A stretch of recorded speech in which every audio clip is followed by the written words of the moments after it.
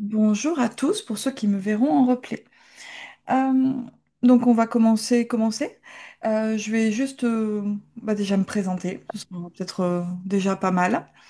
Donc moi je m'appelle Céline Ouzilou, je suis comportementaliste canin depuis 2012-2013. C'est une petite claque, l'air de rien. Euh, par rapport à l'éducation, donc je fais une présentation qui concerne vraiment le sujet du jour. Donc par rapport à l'éducation, je suis devenue monitrice en club canin il y a un petit paquet d'années aussi, après être devenue pro. Et j'ai arrêté il y a 3 ans à peu près euh, pour cause de grossesse. J'ai bossé en refuge. Où les tâches que j'avais étaient concrètement des tâches éducatives pour faire plutôt du medical training, de l'apprentissage de muselière, des choses comme ça, mais concrètement j'avais toute une part d'éducation.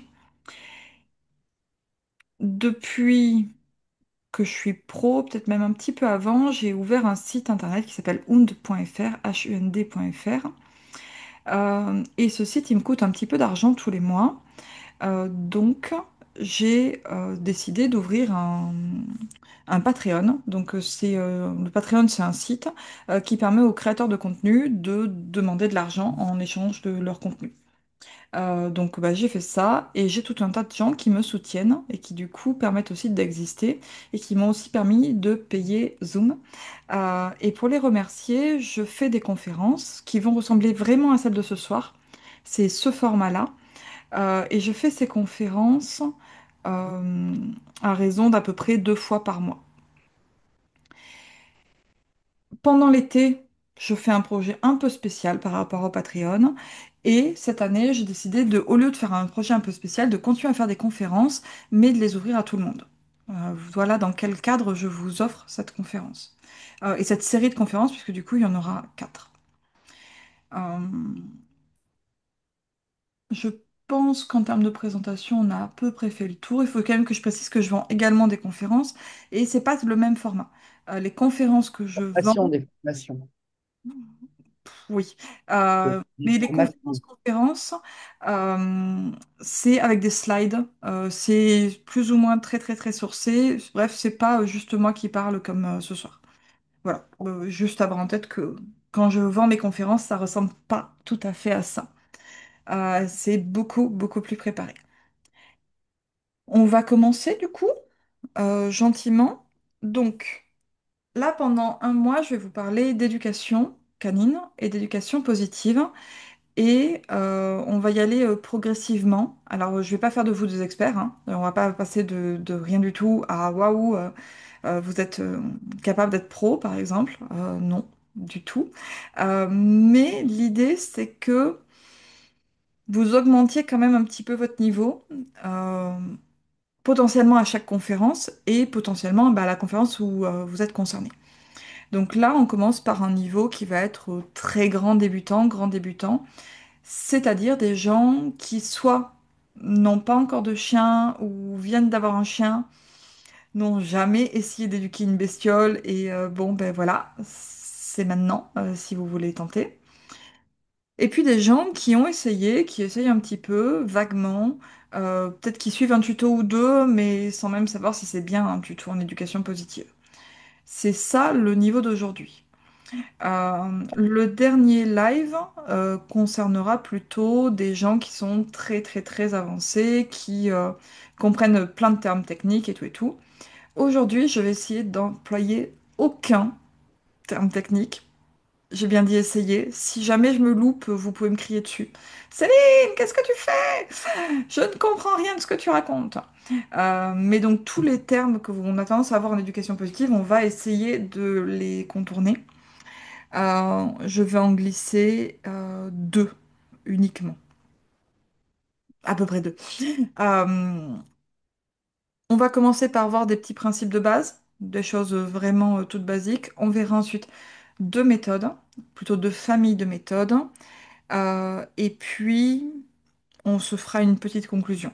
Si je suis rapide, ce qui n'est pas gagné, Euh, et je me rends compte que j'avais prévu de vous montrer un truc et que j'ai oublié de le prendre. Je vais aller le chercher. Si je suis rapide, donc, euh, il y aura un temps pour les questions-réponses à la fin. Si je suis lente, euh, faudra peut-être qu'on coupe en urgence. Mais voilà, je me rends compte que j'ai oublié un truc, donc je vais le chercher et j'arrive. C'est dommage de commencer comme ça.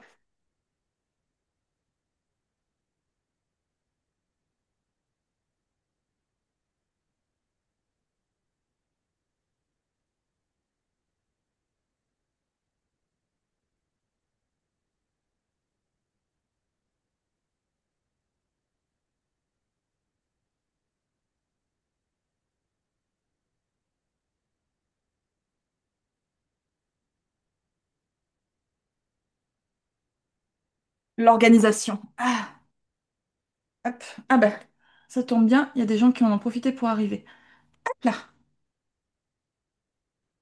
Donc, pouf, on attaque. Principe de base. Euh, Expliquer les principes de base de l'éducation positive, généralement, ça finit en débat d'experts avec des termes compliqués. Et c'est normal parce que c'est une question qui, en réalité, est compliquée. Euh, Aujourd'hui, j'ai vu une vidéo qui se voulait humoristique de quelqu'un qui défendait le fait d'envoyer de l'eau sur les chiens en disant bah, c'est pas violent finalement, t'as pas mal, t'as juste reçu de l'eau. Euh, Si vous avez déjà vu un chien qui est terrorisé par le simple fait que vous buviez un coup, que vous preniez votre bière et vraiment que juste boire, ça le terrorise, ben c'est en fait la conséquence de ce type de méthode. Donc, je me dis qu'il y a vraiment du boulot à faire parce que sous le ton de l'humour, on arrive à couvrir plein de méthodes qui sont vraiment pas cool. Mais vous expliquez ce qu'est l'éducation positive, si je veux le faire correctement. Bah, très concrètement, là, je me loupe déjà sur ma promesse de base et je vais vous mettre 50 termes techniques à la ligne numéro 1. Donc je me suis dit qu'il fallait y avoir une définition la plus simple possible. Et il y a une définition qui est très très simple et que je trouve plutôt intéressante. C'est l'idée que, en éducation positive, votre chien, il a envie de faire la séance. Il a envie de recommencer.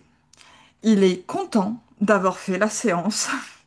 Et vraiment, du point de vue du chien, c'est une activité qui est bien. Alors vous allez peut-être me dire, t'es gentille Céline, mais moi mon chien, il n'aime pas ça. Vous allez peut-être me dire, oui, mais moi mon chien, il sait même pas ce que c'est. Alors effectivement, mais en fait, au plus vous allez tendre à de l'éducation positive, au plus votre chien devrait aimer ça. Et si vraiment il n'aime pas ça, c'est qu'il y a un problème quelque part. Un problème dans sa motivation, peut-être. Un problème dans votre technique, peut-être. Un problème dans vos demandes, peut-être. Je ne sais pas. Mais normalement, votre chien, il devrait kiffer le truc. Et si il passe pas un bon moment, c'est sans doute qu'il y a un problème. En tout cas, il faut pas juste continuer en se disant c'est normal, je vais l'éduquer, c'est moi le sachant, c'est lui l'apprenant, et puis à la fin, il aura appris. Si vous partez comme ça, déjà l'éducation positive, on peut oublier. Et là, je suis allée vous chercher tout un tas de trucs pour essayer de vous mettre une analogie et qu'on essaye de la comprendre tous ensemble. Je vous ai dit qu'il était censé aimer ça, mais en fait, pour être tout à fait exact, l'éducation positive, c'est un petit peu comme si vous faisiez un jeu de société. Alors peut-être que vous n'êtes pas red dingue des jeux de société. Ça peut être n'importe quel type de jeu en réalité, hein. Ça peut être du sport, ça peut être... c'est très très très très large. Euh, alors moi, j'ai tout un tas de jeux à la maison. C'est ma pile que je suis allée chercher. Je suis pas allée chercher tous mes jeux, hein, loin de là, mais je suis allée en chercher quelques-uns. Moi, il y a un jeu que j'adore, c'est ce gros morceau-là. C'est Terraforming Mars. Je ne sais pas si vous le connaissez. Là-haut, vous voyez, il y a un petit encart. Il y a écrit qu'il a eu l'As d'or en 2018. L'As d'or, c'est un gros prix pour les jeux de société. Donc ça veut dire qu'il y a plein de gens qui ont trouvé que c'était un super jeu de société. Le truc, c'est que si vous n'avez pas l'habitude de faire des jeux de société et que vous venez à la maison, eh ben, je ne sortirai pas Terraforming Mars. Euh, Pourquoi je ne le sortirai pas? Pas parce que c'est pas un bon jeu, je vous l'ai dit, je l'adore. Mais concrètement, ce jeu, il va vous demander de savoir manipuler des cartes, d'organiser votre pensée. C'est un jeu de gestion, il y a plein de pions. Il faut arriver à prévoir sur le long terme, donc il y a un peu de stratégie. C'est un jeu qui, quand on est débutant, c'est impressionnant en fait. Ne serait-ce que la taille de la boîte. Je sors cette grosse boîte, je vous ouvre cette grosse boîte, j'ouvre le livret de règles. Il va falloir que je vous explique le livret de règles de Terraforming Mars. C'est pas des règles qui sont très compliquées. Mais là, moi, ça fait 3 ans que j'ai pas joué. Ça fait trois, je vous l'ai dit, hein, c'est un jeu que j'adore. Ça fait 3 ans que j'ai pas joué parce que j'ai un petit bébé qui met les doigts un peu de partout et ce sont des parties qui sont très longues. Donc d'habitude, on laissait le plateau ouvert et puis on y revenait comme ça à la cool. Et on reprenait le jeu un peu n'importe quand et on faisait la partie sur la journée. C'était pas grave. Mais là, avec un bébé qui patouille tout, c'est beaucoup plus embêtant. Mais au final, moi, si j'arrive avec mon énorme livret de règles et je vous dis, on va faire une super partie pendant 4 heures, si vous n'avez pas l'habitude de jouer aux jeux de société, vous n'allez pas du tout apprécier le truc. À la maison, on joue beaucoup, notamment quand il y a ma mère qui vient ou quand il y a mon beau-père qui vient. Terraforming Mars, on ne leur a jamais fait faire. Et on ne leur fera jamais faire. Ni à l'un ni à l'autre. C'est pas vrai. C'est pas un jeu pour les joueurs occasionnels. Alors pourquoi je vous dis ça? Je vous dis ça parce que quand on fait de l'éducation canine, on peut être tenté d'aller chercher les méthodes, les familles de méthodes, les familles de jeux en fait, les plus complexes, les plus complètes, celles qui demandent les belles règles et qui sont jolies et qui permettent de faire des super belles parties avec des trucs topissimes. Mais quand vous êtes débutant, bah, c'est comme si vous aviez jamais joué à un seul jeu et que vous essayez de faire Terraforming Mars. C'est fort possible que, un, vous vous pétiez la gueule et deux, vous vous dégoûtiez. Alors peut-être que du premier coup, vous allez dire, c'est génial, j'adore les jeux de société, il n'y a aucun souci, mais c'est pas vraiment ce que je vais recommander. Alors je vous en ai amené d'autres pour vous montrer quand même un petit peu ce que je fais euh, avec donc la famille. Euh, Avec mon beau-père, on fait ce jeu-là. Je sais pas le prononcer, The Cri, The Crew, The Cri, je pense. Euh, c'est un jeu de cartes. Donc, vous voyez, c'est déjà une boîte beaucoup plus petite, avec des règles qui sont pas évidentes. Moi, honnêtement, c'est un jeu qui me fait galérer. Je rame. Mais mon beau-père, c'est un joueur de bridge. Et le bridge a tous les grands principes qu'il y a dans ce jeu. Du coup, pour lui, passer du bridge à The Cri, c'est facile. Et pour quelqu'un qui voudrait s'initier au bridge, a priori, ce genre de jeu, bah, c'est pas mal. Voilà. Euh, J'aime bien, mais vraiment, là, en termes de réflexion, là, c'est moi qui galère. Toujours avec mon beau-père, on a fait Alice is Missing. Alice is Missing, c'est un jeu où on incarne différents personnages et on va essayer de résoudre une enquête. On n'a pas tous même les informations et on doit les distiller à certains moments, etc., etc. C'est super sympa. Et j'ai fait ça avec mon beau-père et mon compagnon et on s'est régalé. Vraiment, là, tout le monde avait les compétences qu'il fallait pour jouer à Alice is Missing. Néanmoins, je le conseillerais pas en premier jeu. Plutôt pour des gens qui aiment jouer, qui sont relativement à l'aise avec le fait de tenir des rôles et tout et tout. Toujours avec mon beau-père, on a tenté chronologique, un peu plus gros. C'est un jeu que j'adore. Les règles sont super simples. Elles tiennent vraiment sur une toute petite carte. Mais derrière, la réflexion est assez poussée. Et patatras. Pour mon beau-père, ça l'a pas fait. Un peu trop compliqué. Moi, je me régale. Bon, je fais quasiment que perdre, mais je me régale. Et je vous ai dit que je jouais aussi avec ma maman. Mais avec ma maman, ben, on n'a sorti aucun de ces jeux-là. Ce serait un échec assuré. Par contre, on a tenté celui-là, qui est très populaire aussi. Je sais pas s'il a eu l'As d'or, celui-là, mais vous avez dû le voir passer. Il a été vendu vraiment de partout. Il a vraiment eu un gros succès. Je sais jamais si on dit Skijo ou Skyjo, mais toujours est-il que pour quelqu'un qui n'a pas tellement l'habitude de jouer aux jeux de société, eh ben ça c'est bien. Alors pourquoi je vous présente tous ces jeux? C'est un peu bizarre quand même, hein. Normalement, euh, on devrait pas parler de jeux de société quand on parle d'éducation canine. Et bien en fait, à travers tous ces jeux, je vous ai présenté l'air de rien des mécanismes qui sont différents. Vous vous rappelez, celui-là, il faut être bon au théâtre.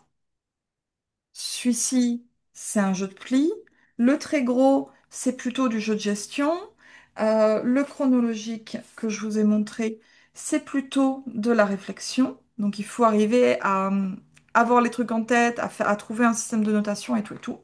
En fait, chaque jeu va demander des compétences différentes. Et c'est pour ça que si vous rentrez demain, si ça vous inspire et que vous rentrez dans une boutique qui vend des jeux de société, la boutique, en tout cas la personne qui tient la boutique, va vous demander euh, est-ce que vous avez l'habitude de jouer? À quoi est-ce que vous avez l'habitude de jouer? Et peut-être même qu'il va avoir des rayons pour des joueurs confirmés. Parce qu'on sait qu'il y a des jeux où il y a beaucoup de règles, mais il y a beaucoup de mécanismes que si les joueurs connaissent, ça va rouler tout seul, et si les joueurs connaissent pas, ça va être très dur. Eh bien, en éducation positive, on a globalement 3 à 4 grands jeux de société à faire avec nos chiens. Chacun de ces jeux de société a des mécanismes différents. Le petit souci, c'est qu'a priori, si vous êtes là, soit vous voulez réviser, soit vous êtes débutant, euh, et votre chien est débutant. Et c'est là que ça se corse. Parce que si vous êtes accompagné par un joueur expérimenté, commencer ça, donc le fameux jeu de pli, ça se fait. Avec mon beau-père, qui nous explique, qui nous guide et tout, franchement, ça se fait bien. Juste moi et mon chéri, je pense qu'on ramerait autrement pour arriver à choper les principes de base. Or, vous et votre chien, si vous n'avez pas un éducateur pour vous accompagner, eh ben, il va falloir avancer lentement et puis décortiquer lentement les règles et puis arriver à choper le truc. Donc, vous allez galérer. Et c'est pour vraiment le premier frein. Il faut arriver à apprendre à jouer ensemble. Pas si évident que ça. J'estime personnellement que les chiens sont comme bloqués à l'origine. Ils savent pas faire. Et puis à un moment, on débloque. Ils comprennent ce qu'on attend d'eux, parce que on est bizarre avec nos énigmes, hein, mais ils comprennent ce qu'on attend d'eux, parce qu'ils sont super malins. Et à partir de là, ça roule tout seul. On a débloqué une famille de méthodes. Alors avoir débloqué une famille de méthodes, ça ne veut pas dire qu'on a débloqué les autres, mais il y a un petit peu des ponts quand même. Je vais vous expliquer ce que j'appelle bloquer et débloquer quand même. Et je vais vous donner un exemple tout à fait canin. Je vous laisse tranquille avec mes jeux de société. Euh, Quand j'ai eu mon premier chien, Fenris, je me suis dit, Céline, plus tard tu veux être comportementaliste canin, ce serait quand même bien que tu arrives à lui apprendre deux, trois trucs. Donc, je lui ai appris à s'asseoir parce que moi, sur ma feuille de liste, j'avais ordre de base, étape 1, assis. Bon, j'ai mis quelques semaines pour lui apprendre le assis. Ce qui à l'époque m'a paru très rapide et ce qui aujourd'hui, rétrospectivement, me paraît quand même étonnamment long. Normalement, en une petite après-midi ultra courte, c'est torché. Là, non. Là, il m'a fallu quand même un peu du temps. Mais j'étais quand même très fière de moi. J'avais réussi à apprendre un truc à mon chien. Alléluia. En positif. J'avais utilisé une méthode qu'on verra tout à l'heure qui s'appelle le leurre. Et puis, je me suis dit, bon, étape 2, coucher. Donc là, moi, toute fière, j'arrive avec mon petit tuto, j'ai ma ligne de script, je sais exactement ce que je dois faire, j'attaque et rien du tout. Ça ne marche pas. Ça marche pas, ça marche pas, ça marche pas, ça marche pas. Je m'acharne, honnêtement, je m'acharne et mon chien me dit continuellement, j'ai pas envie de jouer. Là, ton espèce de truc, je trouve pas que c'est un jeu, ça ne me plaît pas, ça ne m'amuse pas, j'ai pas compris, j'ai pas envie. Et donc, ce qu'il fait très concrètement, c'est qu'il s'assoit, il me regarde, il dit non, c'est pas ça qu'elle veut. Bon, ben, et il se barre. Fin. Petit chien très malin. Ah, si ça marche, pourquoi on ferait pas, on ferait autre chose que ça? Bon. Donc moi je suis très embêtée parce que je vous l'ai dit, je vais être comportementaliste canin plus tard. Je me suis mis une belle pression. Je me dis que non, c'est quand même important que j'apprenne à éduquer au moins un chien dans ma vie. Et il s'avère que j'ai qu'un chien. Donc je peux pas changer de chien. J'ai ce chien, c'est mon chien. Je tiens à y arriver avec mon chien et je m'acharne. Et au bout de quelques mois, donc, on est couché dans le lit. Je suis en train de m'amuser avec lui, on fait un peu la bagarre. Et là, machinalement, je lui propose un coucher. Et je lui propose le coucher que j'avais appris au leurre, c'est-à-dire que on va mettre une récompense au niveau du nez. Là, je n'avais pas de récompense, mais je fais le même geste. On l'amène entre ses pattes depuis le assis. Donc là, mon chien n'est pas spécialement assis. Et puis, mais je fais ce geste machinalement en mode tu tu tu tu tu. Et mon chien m'attrape la main avec ses pattes. Je suis très très mal placée. Ce qui fait que je suis beaucoup trop loin et il se couche pour m'attraper la main avec ses pattes. Normalement, il n'est pas censé suivre avec ses pattes, il est censé suivre avec le bout de son museau. Sur les tutos, il y avait écrit que si mon chien se relève, recule ou fait autre chose, c'est que ma main n'était pas placée au bon endroit. Donc j'ai essayé à peu près tous les placements imaginables, sauf à peu près à un. Et ce jour-là, c'est à peu près ça ce qui se passe. Et mon chien fait un petit bond, passe ses pattes et paf, couché. Et là, j'ai le réflexe. Réflexe de dire oui, couché! Et il a appris couché. Bon, étape 2 couché. Étape 3 c'est censé être quoi déjà? Marche au pied? Ouais, non. Non, non, non, non, non. Là, je j'ose pas tenter la marche au pied. Je vais tenter d'autres trucs. Je vais faire du monte, du descend. Je vais essayer d'apprendre à mon chien à sauter parce qu'il saute rien du tout. Du tout, du tout. C'est-à-dire que même s'il y a un fossé, il descend au fond du fossé, il remonte de l'autre côté. S'il y a une branche, il escalade la branche, il ne saute rien. Donc, je vais essayer de lui apprendre à sauter. Et je vais commencer à débloquer plein de trucs. Et en fait, ce coucher qui a mis plusieurs mois, ça a été comme un énorme obstacle. Et le jour où on l'a franchi, eh ben, je vais pas dire que ça a été rapide, parce que c'était pas vrai, mais j'ai su que mon chien pouvait apprendre des trucs. J'ai su qu'on pouvait y arriver vraiment, au-delà du assis, du coup. Ça, c'était bon, mais j'avais vraiment l'impression qu'on était coincé pour le reste. Et je lui ai appris des tonnes de trucs. C'est le chien auquel j'ai appris le plus de choses dans ma vie. Et ce chien, je l'ai amené un jour, et je le raconte assez souvent, chez une éducatrice. Enfin, je suis allée d'abord chez l'éducatrice pour apprendre à faire du clicker. Donc le clicker, c'est un petit boîtier qui fait un bruit, clic. Voilà, c'est tout ce que vous avez à savoir concrètement sur le clicker pour l'instant. Euh, donc j'y suis allée avec un autre chien pour apprendre ça. J'ai appris. Ça a super bien marché, c'était génial. J'ai enfin trouvé une méthode parfaite qui va tout débloquer. Sauf que j'avais loupé cette idée-là, qui est que c'était un nouveau jeu de société. Et quand je suis arrivée avec mon chien et que j'ai voulu lui montrer mon nouveau jeu de société, il m'a dit, je connais pas ton truc, moi. Et enfin, et je me suis dit, oh mon Dieu. Et je me suis surtout dit, c'est moi qui ai pas dû comprendre un truc dans l'explication des règles. J'ai dû louper une étape qui fait que mon chien comprend pas. Parce que mon chien, il est malin. Et concrètement, Fenris, c'était très malin. Donc, si ça marche pas, c'est qu'il y a moi qui est foiré quelque part, quoi. Donc, je me suis pas démontée. J'ai repris mon chien, et ce coup-ci mon chien, et je suis retournée voir l'éducatrice pour une nouvelle journée sur ce thème-là en me disant on va se débloquer. L'éducatrice essaye, essaye, essaye, essaye, et eh ben non, ça marche pas du tout. Elle n'obtient strictement rien de mon chien. J'ai une petite problématique qui est toute bête. J'arrive pas, on joue au frisbee ensemble, j'arrive pas à lui faire lâcher, j'arrive pas à lui faire prendre sur demande. Bref, je suis un peu coincée avec mon frisbee alors qu'il adore ça. J'aimerais bien débloquer. On n'y arrive pas. On arrive honnêtement à rien. Et elle a une phrase un peu terrible. Elle me dit, non, mais c'est pas toi, c'est ton chien. Et donc je rentre à la maison avec cette phrase. C'est pas toi, c'est ton chien. Ça veut dire quoi? Ça veut dire que mon chien, il est bête? Mais il est pas bête, mon chien. Il est tout à fait capable d'apprendre. Il a déjà appris plein de trucs. Il est tout à fait capable d'apprendre. Qu'est-ce que ça veut dire? Et je suis vraiment restée sur une grosse frustration. Et maintenant, j'ai envie de dire, bah, c'est simple. Mon chien, il savait très très bien jouer à Alice Smithing, par exemple, mais il savait pas du tout, du tout, du tout jouer à un jeu de clés. Mais c'est pas dramatique. On peut apprendre.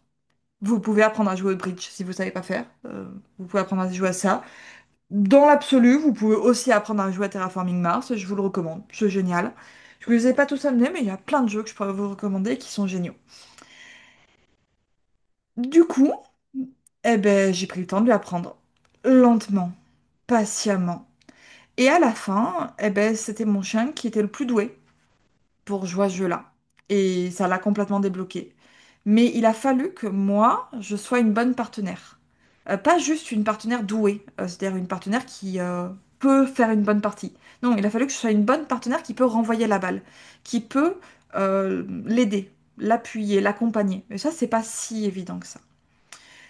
Aujourd'hui, on va pas du tout parler des jeux les plus compliqués, on va aborder les deux premiers petits jeux que je recommande, qui sont donc des familles de méthodes euh, qui se découle en plein de tutos que vous pourriez voir qui sont différents, qui sont en réalité plein de petits jeux, mais dans la même veine. Un petit peu comme donc The Cry, je vous ai dit, c'est un jeu de pli. Il y a plein de jeux de pli qui existent.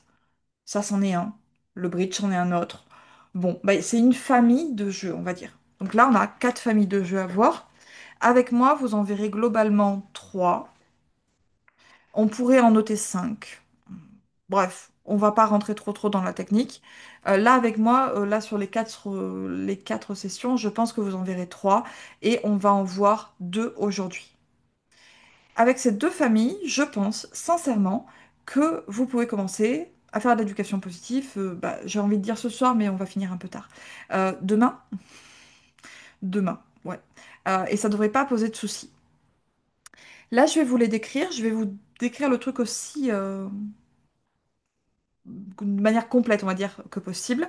À la fin, je vous parlerai, donc dans ma conclusion, de qu'est-ce qu'on apprend, est-ce que ça vaut le coup de faire des séances, on parlera de ce genre de trucs après.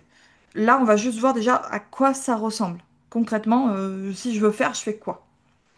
Donc, première famille, et ça va être notre premier terme technique, ça va être la capture.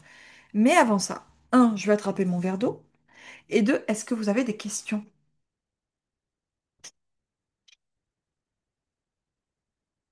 Hop, il était pas loin.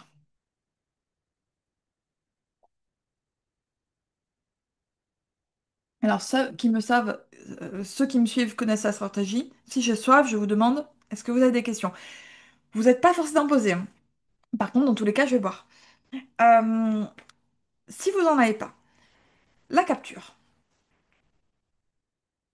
La capture, moi j'aime bien la décrire avec une petite phrase qui est je vois, je veux, je prends. Je répète. Je vois, je veux, je prends. Fin. Je pense que c'est le jeu le plus simple qu'on puisse inventer pour faire de l'apprentissage, vraiment. Mais ça ne veut pas dire qu'il n'y a pas de piège. Donc, je vois le comportement, ça veut dire qu'il faut que ce soit un comportement qui existe. C'est-à-dire que si je veux apprendre à mon chien à faire une pirouette, soit il les fait déjà tout seul, et dans ces cas-là, waouh, soit je le ferai pas à la capture. C'est loupé. La capture, il faut absolument que le comportement, je puisse le voir. C'est un comportement que je ne vois pas, c'est loupé. Je veux. Quand je dis je veux, c'est je veux vraiment. Je vais vous reprendre un exemple. Je vous ai dit, étape 3 sur ma liste avec Fenris, c'était la marche au pied. Il y a un jour, je me suis dit, bon, il serait temps d'apprendre la marche au pied quand même. Et je me suis dit, bon, je vais le faire à la capture. La capture, je vois le comportement, mon chien se met au niveau de mon pied, je veux ce comportement, oui, je veux une marche au pied, je prends, et pour prendre, je récompense. Tout bêtement. Donc, mon chien, qui est totalement débloqué, me dit, ça c'est un comportement que tu captures, j'ai tout à fait compris. Pour avoir des récompenses, il suffit que je me mette au pied. Donc, il se met au pied. Et il a tout à fait compris que, au bout d'un moment, il faut se mettre au pied un peu plus longtemps. Ça, c'est ok dans sa tête. Il sait où on va. Donc, il se met au pied. Et là, ça s'arrête, hein, j'ai envie de dire, mon histoire est finie et mon histoire est un peu dramatique. Pendant 3 jours, mon chien ne fait plus que de la marche au pied. Il ne va plus renifler, il ne fait plus de balade normale, il fait à peine pipi. On n'a pas de jardin, donc on fait énormément de balades. À ce moment-là, en tout cas, on n'avait pas de jardin. Euh, et j'ai un chien qui ne fait plus que de la marche au pied. Ce n'est pas du tout ce que je veux. Du tout, du tout, du tout. Je vous ai dit, je vois, je veux, je prends. Oui, je voulais, mais je voulais pas à ce point-là. Bon, ça c'est le premier gros risque de la capture, c'est que pas à ce point-là, votre chien il est pas au courant.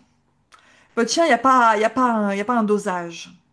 Alors il y a un truc, il y a une combine pour éviter ce truc-là, c'est de donner un signal pour dire c'est maintenant que je le veux et un truc pour dire maintenant je le veux plus. Donc on peut l'intégrer. Donc ça donne Je vois une marche au pied, j'ai dis oui, marche au pied, pourquoi pas, ou au pied, ou là, ou banane. Vous êtes libre, hein, vous avez le droit d'être créatif. Par contre, au plus vous êtes créatif, au plus vous avez intérêt à bien le noter. Parce que votre chien, lui, il va retenir un seul truc, hein. Donc si vous changez tous les 4 matins, ça va être un peu confus dans sa tête. Surtout si vous essayez de lui apprendre plein de trucs. Parce qu'il y a un moment où vous allez vous mélanger. Mais ça peut être banane, hein. J'ai aucun souci avec les bananes. Euh, et puis surtout, c'est fini. C'est fini. Parce que là, c'est un comportement que je veux, mais pas tout le temps. Et c'est la première grosse distinction que j'aimerais que vous fassiez quand vous voulez un comportement. Est-ce que vous le voulez tout le temps ou est-ce que vous le voulez parfois? Je vous donne un exemple. Quand je me balade en ville, je veux que mon chien soit tout le temps sur le trottoir. Le trottoir, c'est par défaut. C'est pas des fois on marche sur la route, des fois on marche sur le trottoir. Non, c'est tout le temps sur le trottoir. Et parfois, on prend un passage piéton. Donc, le trottoir, je le code pas. Je mets pas de signal de fin, je mets pas de signal de début. Le trottoir, c'est automatique. Je le capture. Dès que je le vois, je le capture. Et puis petit à petit, je rajoute de la durée, ce qui fait que mon chien sait que le trottoir, c'est tout le temps. Et si possible, je capture contre le mur. Ça, il est vraiment le plus sur le trottoir possible. Ok. Par contre, les passages piétons, je veux pas que mon chien chope tous les passages piétons et qu'il traverse tous les passages piétons d'un grand coup. Et c'est aussi à la capture que je fais mon passage piéton. Donc là, il faut vraiment que je mette un mot. Donc il y a des choses que je vais apprendre et je mets pas de mots. J'en ai pas besoin, c'est tout le temps, c'est par défaut. Il y a des choses où je vais mettre un mot, je vais mettre un code. Et au plus ce truc-là est important, ou au plus il faut pas que le chien fasse tout le temps, au plus je vais essayer de faire en sorte qu'il puisse pas le faire sans mon code. C'est-à-dire que mon chien, il est en ville, il est en laisse, il est hors de question que je lui permette d'aller sur le passage piéton si j'ai pas donné le code. Je vais faire en sorte de tenir ma laisse pour qu'il puisse pas traverser. Et petit à petit, mon chien va comprendre. C'est quand il y a le code, c'est pas un autre moment. Tout le temps, c'est le trottoir. Et je vais même abuser en disant régulièrement, mon passage piéton, je vais pas le prendre. Je vais continuer tout droit et je vais bien récompenser mon chien de rester sur le trottoir. Il n'y a pas eu le code pour traverser. C'est super important. Donc ça, c'est votre première grosse distinction. Et elle n'est pas facile. Comme je vous disais, il y a des jeux, ils ont des règles simples. C'est pas pour autant qu'il faut pas réfléchir. Celui-là, on est totalement dedans. Votre chien aussi, il va falloir qu'il réfléchisse. Mais qu'est-ce qu'elle est en train de capturer? Ça, c'est pas forcément facile non plus. Bon, je vois, je veux vraiment, je prends. Je mets un code si je veux une fois de temps en temps. Je mets pas de code si je le veux vraiment tout le temps. Le comportement par défaut, pas de code. Je vais vous donner un autre exemple qui va plus vous arranger peut-être que le trottoir, même si c'est un super apprentissage. Si je veux que mon chien reste au sol quand il va voir les invités, eh ben, je capture ça sans mots. Je vais pas lui dire debout ou assis. C'est pas une fois de temps en temps. Sinon, tout le reste de sa vie, il va falloir que je lui dise debout ou assis à chaque fois qu'on va avoir des invités. Non, merci. Moi, je suis fainéante. Je veux le truc le plus... où j'ai le moins de trucs à dire possible. Voilà. J'ai même pas à y penser. Mon chien sait le faire. Voilà. Parfait. Je vais le récompenser, s'il veut voir les invités, par le fait de voir les invités. Ça peut être des gratouilles, ça peut être plein de choses. Mais je mets pas de mots dessus. J'en ai pas besoin. Ça se récompense parce que c'est.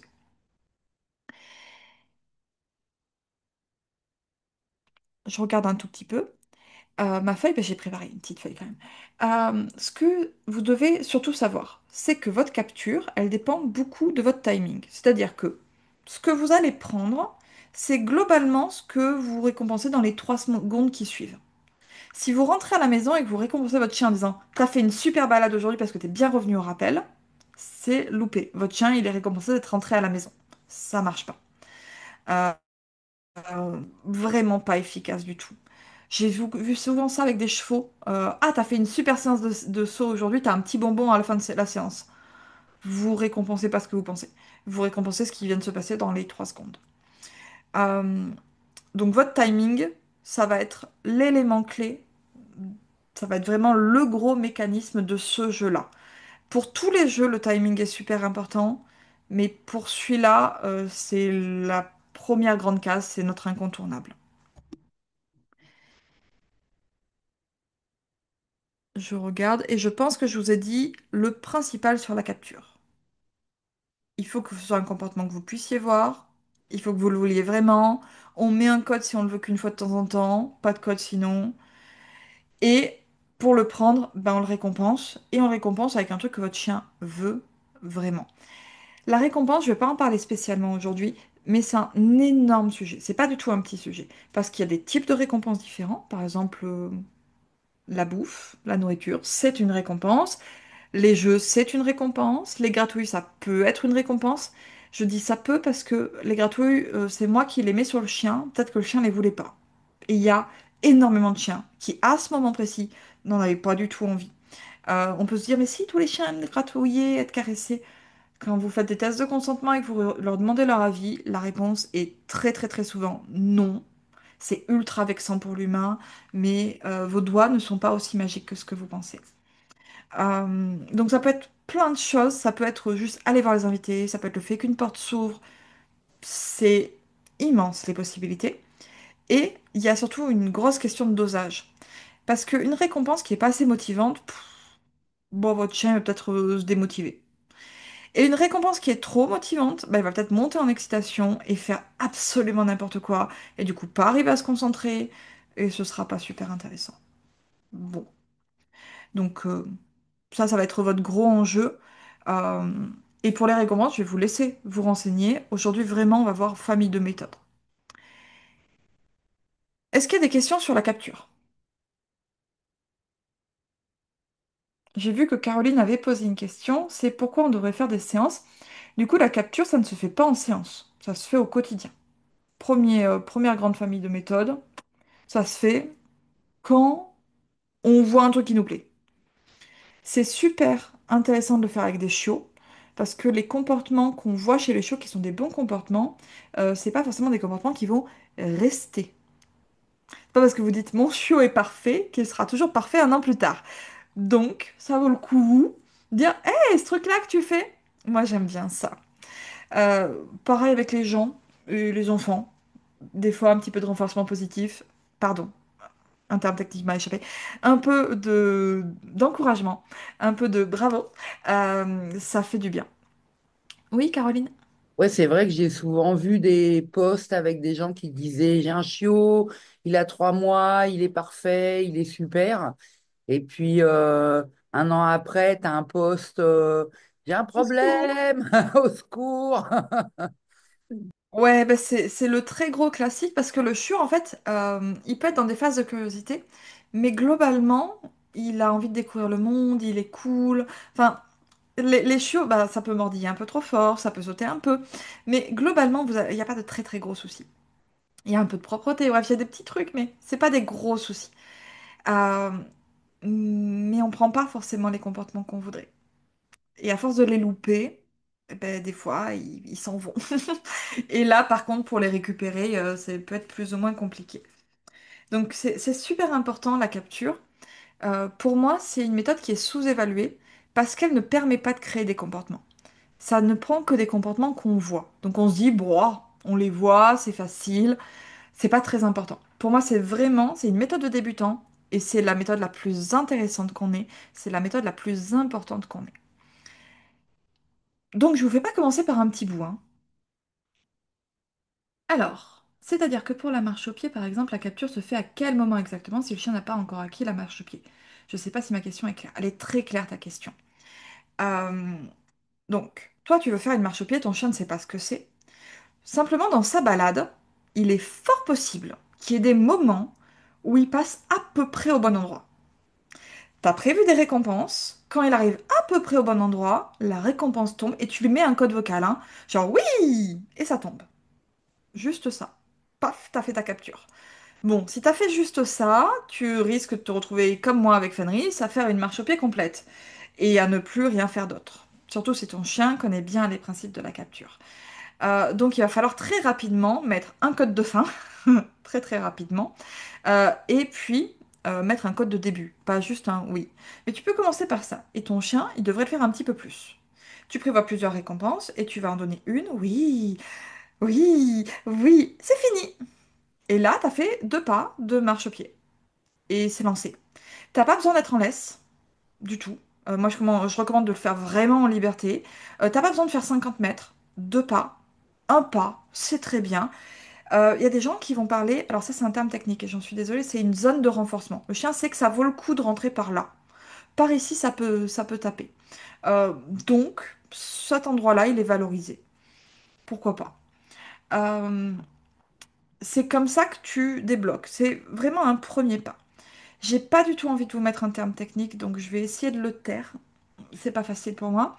Mais quand on veut apprendre le rappel, on peut aussi le faire comme ça à la capture, juste en disant, tu vois là, t'es près de moi, j'adore quand tu fais ça. J'adore quand tu me laisses attraper ton harnais, par exemple. Rappel. Allez, on va dire viens.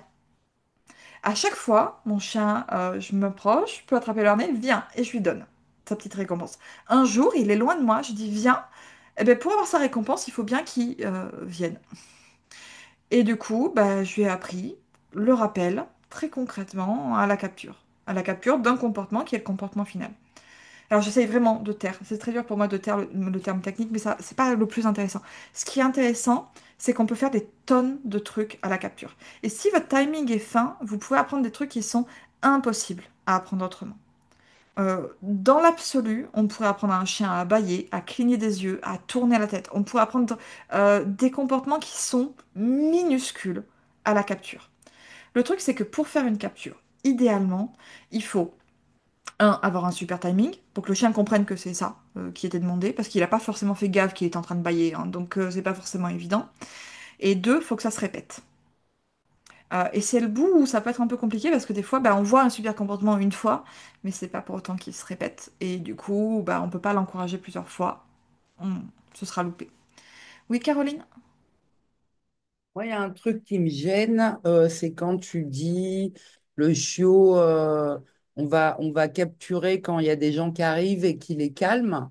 Mais après, dans son évolution, il y a toute la socia qui rentre en jeu, il y a l'environnement, il y a plein de choses qui vont faire que peut-être à 6 mois, il va être stressé quand des gens arrivent et les gens vont dire, je comprends pas, quand il était petit, j'ai réussi à lui apprendre à rester les pattes au sol et maintenant il saute sur les gens. Ben, le problème, c'est que c'est plus la même chose, quoi. Ouais, tout à fait.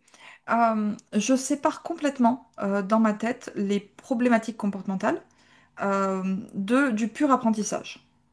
Là, pendant tous les 2 mois, je vais parler de pur apprentissage. Comment le chien, il comprend ce qu'on veut et il apprend ce qu'on veut. Et vraiment juste ça. Comment il comprend, il apprend, il sait ce qu'on veut. Ça ne veut pas dire qu'il sera d'accord pour le faire. Mon rappel, c'est peut-être le meilleur rappel du monde. En termes d'apprentissage, il est peut-être parfait. Oui, mais là, mon chien, il a super peur d'un truc à côté de moi. Il est hors de question qu'il revienne. C'est pas parce que mon apprentissage est bon, ou même parfait, que mon chien perd son esprit. Normalement, hein. Enfin, vous pouvez monter jusque-là et votre chien n'arrive plus du tout à réfléchir. Mais moi, je ne vais pas vous amener jusque-là, généralement. Euh, donc, à tout moment, votre chien peut dire, j'ai compris que tu voulais faire une partie de The Cri. J'ai compris les règles du jeu. Je sais exactement ce qu'il faut faire pour gagner. Mais là, maintenant, tout de suite, j'ai une épine dans le pied. Donc, bah, c'est toi qui viens me voir et qui m'enlève mon épine du pied. Fin. Mais c'est souvent ça qui est difficile à discerner pour les humains, en fait. Et là, on est sur du changement de comportement, et tout changement de comportement doit nous alerter. Soit c'est qu'on a fait une bourde à l'apprentissage, ce qui est possible. Par exemple, on a récompensé notre chien à la caresse en se disant mes doigts sont magiques, et en fait, le chien, il aimait pas ça. Et petit à petit, il le fait plus. Bon, peut-être qu'on a eu une erreur de timing. Notre chien, il a cru qu'on voulait un truc, mais c'était pas ça. On voulait autre chose. Bon, je vais vous donner un apprentissage loupé, qui est un apprentissage de fou. Mais vraiment, vraiment un apprentissage de fou. J'ai essayé d'apprendre à Kukuniwi un truc, je sais même plus ce que c'était. Je crois que c'était un coucher ou un coucher à distance. C'était un truc à distance. Et moi, je suis pas très douée en apprentissage à distance. Il y a plein de... C'est un type de jeu, voilà, que je maîtrise pas bien. Euh, Bref, c'est pas tellement mon truc. Ok, ça c'est pas grave. Ma chienne, elle a essayé de comprendre. Mais je vous dis, moi, joueur un peu moyen pour l'accompagner. Ma chienne a essayé de comprendre, et puis elle a compris. Et puis elle s'est mise à faire un truc, je me suis dit, mais qu'est-ce qu'elle a compris? Mais honnêtement, qu'est-ce qu'elle a compris? Parce qu'elle se couchait bien à distance. Ça, je l'avais. Ça, je me souviens bien que je l'avais, hein. Mais petit à petit, elle se couchait pas au même endroit. Mais pourquoi elle se couche plus au même endroit? Je refaisais mes séances et vraiment, elle se couchait pas au même endroit. Et au bout d'un moment, j'ai compris qu'elle avait appris à se coucher à l'ombre, sur demande. J'avais capturé, sans le faire exprès, se coucher à l'ombre. Sauf que pour moi, c'était à distance. J'ai pas fait gaffe du tout qu'elle, elle était à l'ombre. Et elle a appris à aller dans l'ombre. J'aurais voulu le faire, j'aurais pas su le faire, très honnêtement. Euh, et ça, c'est un truc qui est super important. Quand vous avez un comportement que vous apprenez à votre chien, il faut regarder. Vous voyez, le je vois du début de la capture, il est super important. Il faut continuer de regarder. Qu'est-ce que mon chien, il est en train d'apprendre? Est-ce que c'est vraiment ce que je veux? Et régulièrement, de dire, euh, ok, bon ben là j'ai se coucher à l'ombre sur demande. Pourquoi pas? Je suis désolée, je verse ma petite larme en même temps. Coucou Niwi, c'est une chaîne très forte à mon cœur et je l'ai perdue malheureusement. Euh, je vais vous décrire un autre comportement qui m'a échappé et que j'ai abandonné. J'avais un chien, j'ai toujours ce chien Flood, qui apprend les trucs de manière intense. C'est de suite très fort chez lui. Donc il apprend très vite. On peut lui apprendre à faire le poirier, on peut lui apprendre n'importe quoi. En 2 séances, c'est torché. Il sait faire. Mais très fort. Voilà. Chez Flood, tout est très fort. Je mets mes mains comme ça parce que vraiment, vous pouvez imaginer un truc qui explose. Et ce chien ne voulait pas rentrer du jardin. Donc, je me suis dit, je vais lui apprendre à rentrer à la maison sur demande. C'est pas méchant comme demande, ça m'aiderait bien, ce serait quand même pratique, parce que là, il faut lui courir à travers tout le jardin, moi, ça ne me convient pas. Donc, je vais donner un code pour qu'il rentre à la maison. Je n'avais pas prévu le côté très fort du comportement, alors qu'est-ce que ça a donné? Je suis à la maison! Oui, mais tu n'es pas sorti, mon chien. Normalement, tu es à la maison, ça c'est bon, on est d'accord. Mais c'est quand moi je demande et avant tu sors. Eh ben il sortait plus du tout. Il mettait une patte dehors et faisait tam, je suis à la maison. Ah, ah. Et là j'ai dit ok, on va arrêter, on va remettre un code très très fort, on va vraiment faire autre chose. Et puis on va y aller plus doucement avec des micro-récompenses, on va essayer de tout baisser. Et j'ai mis presque un an entre le moment où je me suis dit, il faut que je lui apprenne ce truc-là, et le moment où j'ai réussi à lui apprendre sans que ce soit débordant, au point qu'il ne pouvait plus sortir de la maison. Ce qui n'était pas arrangeant du tout. On est d'accord que normalement, il y a un code de début, un code de fin. Là, normalement, j'ai pas de code de fin puisque c'est la maison. Concrètement, quand on rentre à la maison, après je ferme la porte, on reste à la maison. Euh, mais mon code de début, là, n'était pas assez fort pour qu'ils comprennent que c'était vraiment que là, quoi. Bon, c'est les aléas. Et c'est là où on va passer du niveau débutant au niveau expert. C'est arriver à regarder et se dire, ok, qu'est-ce qui cloche? Qu'est-ce que je peux manipuler? Sur quel curseur faut que j'appuie? Est-ce que c'est ma récompense qui va pas? Est-ce que c'est mon timing? Est-ce qu'on a un problème de code? Est-ce que c'est mon environnement? Est-ce qu'il y a un truc qui déconcentre mon chien? Est-ce que mon chien il est pas assez bien à ce moment-là? Est-ce qu'il faut faire autre chose? Tout ça, c'est des trucs d'expert en fait. Là, on est au niveau débutant, juste comprendre comment ça marche. Donc, je vois, je veux vraiment, je prends, je continue de regarder un petit peu quand même. Est-ce que c'est bien ce que je veux? Si c'est pas bien ce que je veux, il vaut mieux que vous arrêtiez. Vous passez à autre chose. Tant pis. On y revient à tête reposée un peu plus tard. Euh, on passe à la seconde grande méthode, qui est donc le leurre. Donc le leurre, vous avez peut-être vu des gens vous dire, le leurre, c'est pas bien, il faut pas faire de leurre. Euh, je suis à la fois d'accord et pas du tout d'accord. Je suis d'accord parce que moi, je veux vous présenter ça comme étant le leurre, mais en réalité, ce que je vais vous présenter, c'est un autre nom, c'est la cible. Mais concrètement, c'est le même sous-jeu. Il y a une virgule d'écart entre les deux. Euh, Les séparer n'a pas beaucoup de sens. En fait, ce qu'on appelle leurre, c'est un petit peu, à mon sens, un peu réducteur. On devrait prendre le leurre et la cible comme une seule famille, parce que concrètement, c'est une seule famille. Pour moi, les critiques qu'on va faire sur cette famille, qui sont globalement que le chien ne réfléchit pas, c'est un petit peu comme si, quand je vous ai présenté mes jeux de société, on disait The Crew, The Cree, c'est d'accord. Terraforming Mars,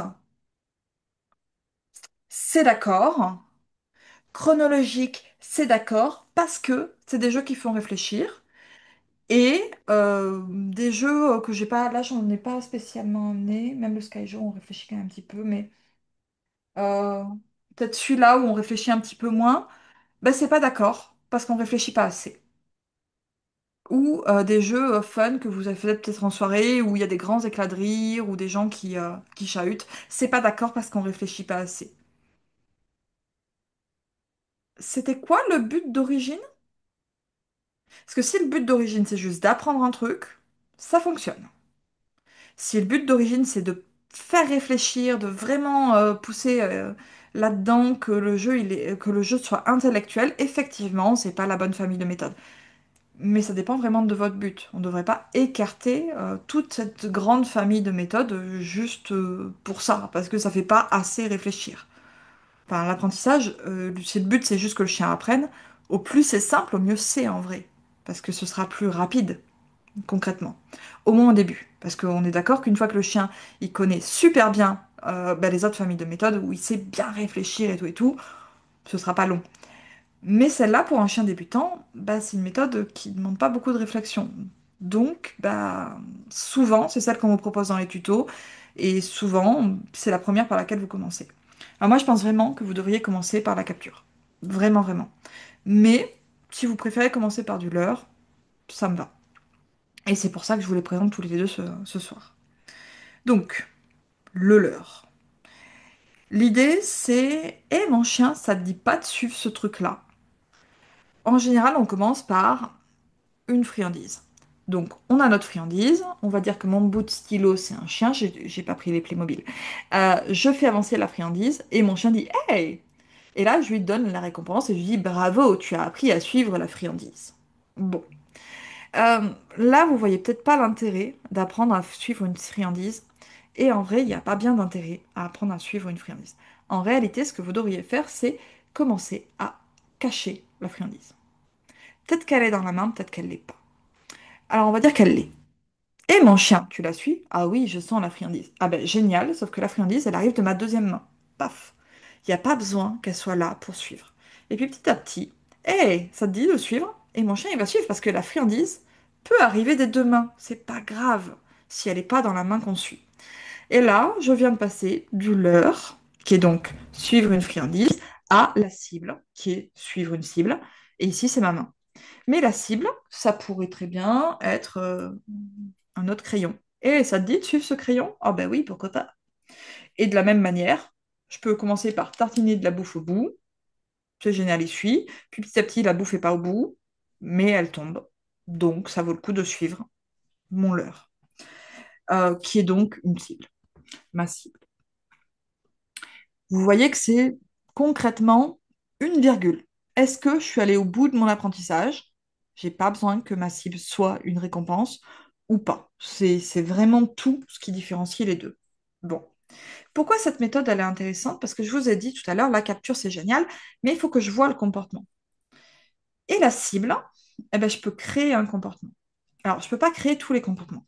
Je ne pourrais pas apprendre à bailler avec la cible. Ça me paraît compliqué. Ou alors, il faudrait vraiment que je sois une experte en cible pour arriver à faire un truc pareil. Euh, je vais avoir du mal à apprendre à aboyer. Aboyer, je vois pas comment je pourrais faire ça. Euh, ouais, il y a des comportements comme ça où... Ah. Mais je peux faire une marche au pied. Je peux faire un assis. Je peux faire un coucher avec ses cibles qui bougent. Je peux réussir. Je peux faire monte dans la voiture, descendre de la voiture. Bon, bref, je peux faire un petit paquet de comportements. J'aurais du mal à faire des choses comme me donne la patte ouvre un tiroir, ouvre une porte, ferme une porte, allume un interrupteur. Ça, à la cible comme ça, donc vraiment celle-là que je suis en train de dire, hein, c'est la version leurre, parce qu'il y a aussi une cible qui existe pour la dernière méthode, donc dont on ne parle pas aujourd'hui, qui est une cible juste de cibler. Genre, j'ai mis un post-it quelque part, c'est ta cible. Là, c'est pas ça. Ouais, donc il y a quand même tout un lot de comportements que je pourrais pas faire. Ce qui veut dire qu'avec ces deux femmes, vous devriez pouvoir apprendre assis, couché, la marche au pied, mettre une muselière, enfiler un harnais. Tout ça, ça passe. Aboyer sur demande, vous devriez y arriver avec la capture. Bref, vous devriez y arriver à une immense majorité de comportements. Tant que le chien les produit ou que c'est un mouvement. Voilà. L'un ou l'autre. Avec ces deux familles, on y est. Alors, je vais vous en décrire un quand même de l'heure, un peu plus précisément. Donc, on va imaginer que vous voulez apprendre à votre chien à s'asseoir sur demande. Votre chien, il est debout, vous prenez une récompense, vous la mettez à peu près devant son nez, et puis vous montez un petit peu, ce qui fait que votre chien va avoir tendance à basculer vers l'arrière, et si vous lui donnez la récompense. Fin. Vous venez d'apprendre un truc au leurre. Une marche au pied au leurre, vous avez appris à suivre votre récompense ou votre main, si possible votre main, pareil pour pour la scie, hein, si possible la main. Vous faites deux pas en faisant en sorte que votre chien suive vos doigts. Vous pouvez avoir mis un code sur la cible hein, pour que votre chien sache que c'est maintenant qu'il faut le faire. Vous faites vos deux pas, ouais, génial, vous prenez votre comportement, vous le récompensez bien, vous avez appris une marche au pied au leurre tout simplement. C'est deux types de jeux qui sont vraiment, vraiment basiques. Moi, j'ai vraiment l'impression de vous apprendre à jouer à 1, 2, 3 soleils ou à des jeux comme ça. C'est le plus simple qu'on puisse faire. Je vous ai dit qu'il y avait 4 à 5 familles, ça dépend comment on compte pour le leurre et la cible. Les deux autres sont beaucoup plus raides. Il y a une vraie grosse marche avec les deux autres. Mais vous voyez qu'avec ces deux premières qui sont destinées aux débutants, on peut faire à peu près tout. Est-ce qu'il y a des questions pour le leur?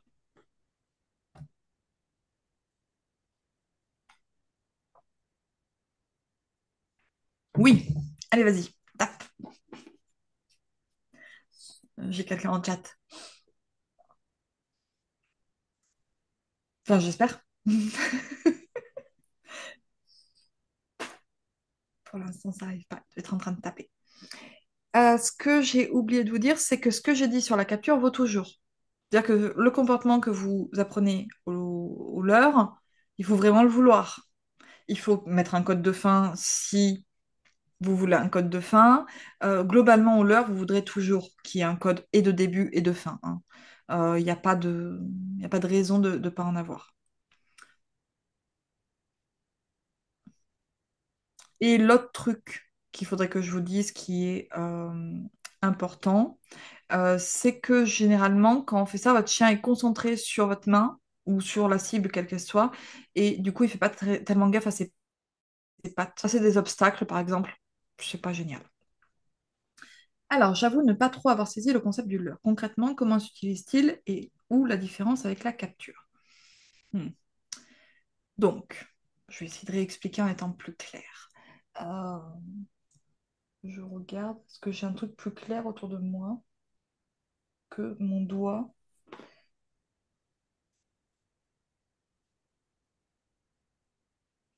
J'ai un truc plus clair.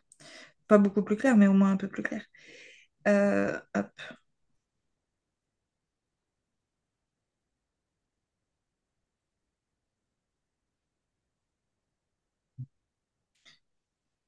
Si ça pouvait prendre, ne pas prendre 2 heures, ce serait bien.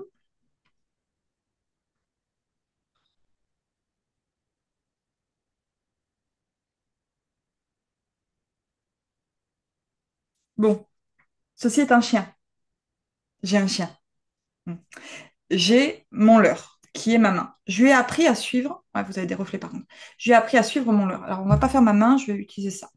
Donc, par exemple, là, pour l'instant, je veux juste qu'il aille tout droit. Je veux le faire marcher en ligne droite. C'est tout ce que je lui demande pour l'instant. Donc, j'avance mon leurre et puis mon chien suit mon leurre et je le récompense. Bravo, tu as suivi mon leurre. On peut tout à fait considérer que le moment où je donne ma récompense, c'est une capture. Et concrètement, c'est vrai. C'est juste que j'ai fait un truc avant. Maintenant, imaginons que mon chien, je veuille lui apprendre à se lever sur ses pattes arrière. Eh ben, mon leurre, je vais le monter comme ça. Alors, c'est un faux chien, donc il ne peut pas le faire, mais hop, je vais le monter.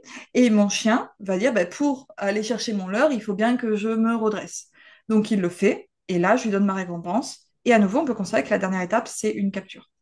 Mais j'ai toute mon étape précédente. Je peux lui apprendre à tourner sur lui-même. Je peux lui apprendre à monter sur un canapé, à descendre du canapé, comme ça, en lui montrant le chemin. À chaque fois, j'ai un chemin que je montre. Soit le chemin, il est très très près de lui, donc au niveau de son nez, par exemple, et là, je vais avoir des choses comme du assis ou du couché.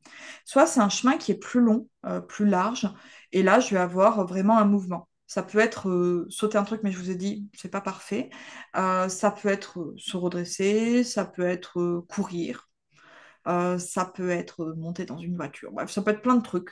Euh, la grosse différence avec la capture, c'est que la capture, le chien le fait. Je le vois, moi je lui ai rien demandé. Et là, je prends. Et le leurre, mon chien, il n'est pas en train de le faire. Je me décide à lui apprendre un truc. Donc, j'arrive avec mon petit schéma dans la tête et je me dis, je vais faire ce mouvement-là, je vais essayer de recommencer quand il aura fait au moins une petite étape. Euh, et ce que je veux, c'est vraiment un mouvement. Donc, j'arrive et là, j'organise une séance. J'ai prévu mes récompenses. Ça peut être de la nourriture, ça peut être des jouets. Généralement, c'est l'un ou l'autre. Mais j'ai vraiment prévu ma séance. Et là, je fais mon leurre et je récompense à la fin. C'est ça la différence. La capture, c'est tout le temps. Je vois, je veux, je prends. Le leurre, c'est vraiment. Eh Loulou, ça te dit pas de suivre? Ouais, là, t'as fait exactement ce que je voulais. Petit point important, quand j'ai fait ça, on est d'accord que, imaginons que j'ai appris à mon chien à tourner sur demande, à faire un rond, juste pour le fun. Bon, à chaque fois que je vais lui demander, je vais pas me baisser devant lui et puis faire le trajet avec ma main. Ce serait drôlement chiant. Euh, déjà, mon trajet, c'est un code visuel. Donc là, petit à petit, ce que je vais faire, c'est que je vais faire un code de plus en plus flou, vaguement. Un peu moins précis, je vais s'arrêter un petit peu plus tôt. Et puis à la fin, je vais juste faire comme ça, là, vaguement de loin, et mon chien va, ouais, ouais, je sais, c'est le tourner. Donc je vais réduire un code et ça va devenir mon code final, mon code visuel. Euh, ça, c'est un truc important. C'est vrai que j'avais oublié d'en parler, mais à la capture, normalement, vous avez un code qui est plutôt un code vocal. Vous avez mis un mot dessus. Vous pouvez rajouter un geste, hein. Je vous encourage d'ailleurs à rajouter des gestes, mais vous pouvez faire ça comme ça. Au leurre, c'est d'abord un code gestuel. Vous pouvez essayer de mettre un mot dessus. Tourne. Mais généralement, votre chien va surtout faire gaffe au code gestuel.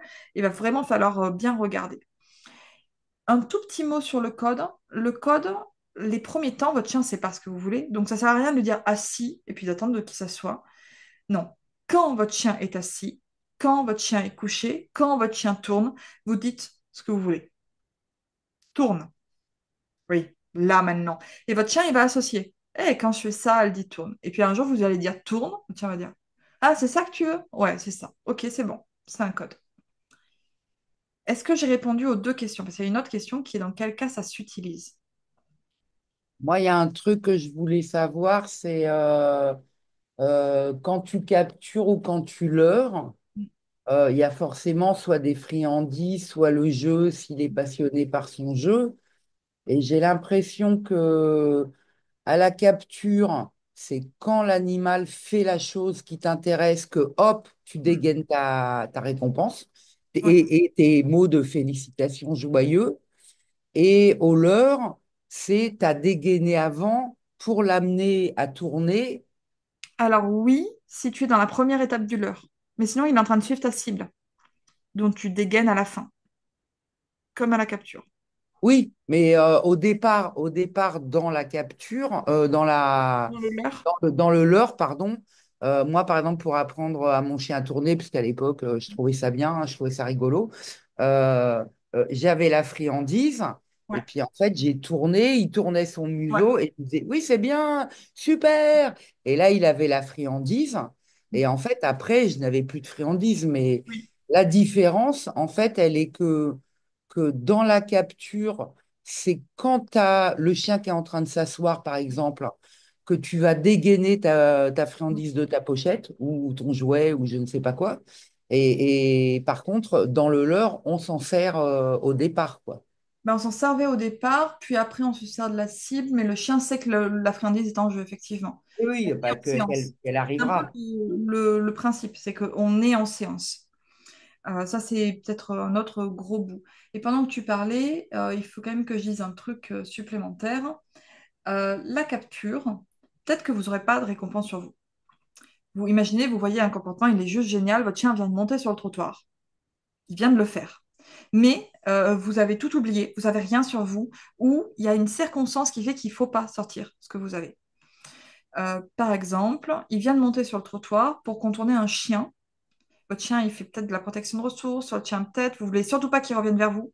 Il est vraiment en train de faire ce qu'il faut. Donc là, vous ne pouvez pas juste lui donner parce que vous allez provoquer un comportement qui ne vous plaît pas. Bon, ça vaut quand même le coup de capturer. Bravo mon chien, tu fais ça super Ouais. bien. Avec le niveau d'énergie qu'il faut par rapport à votre chien à ce moment-là, c'est peut-être tout doucement, hein. C'est peut-être ouais, bravo mon loulou. Et c'est peut-être youhou! Wow, champion du monde. C'est peut-être l'un ou l'autre, j'en sais rien. C'est peut-être même beaucoup plus exubérant que ça. Mais vous faites votre truc.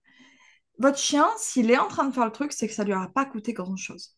Ce qui veut dire que les récompenses, même toutes petites, vont fonctionner. C'est comme ça que je me suis rendu compte que j'avais appris sans aucune forme de récompense volontaire à part ouais, c'est bien, apprendre à mes chiens et à tous mes chiens, trottoir, traverse et quelques autres trucs de ville.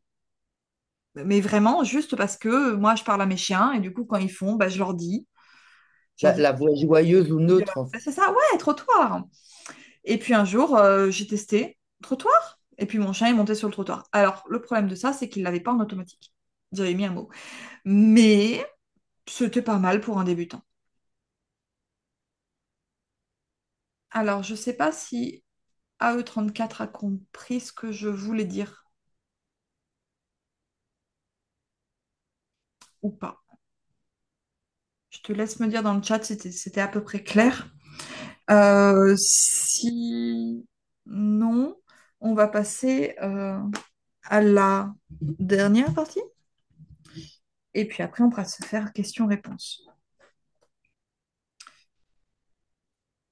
Donc, dernière partie. Euh, je vous ai montré des jeux de société et c'est pas pour rien. C'est ah, on m'a répondu.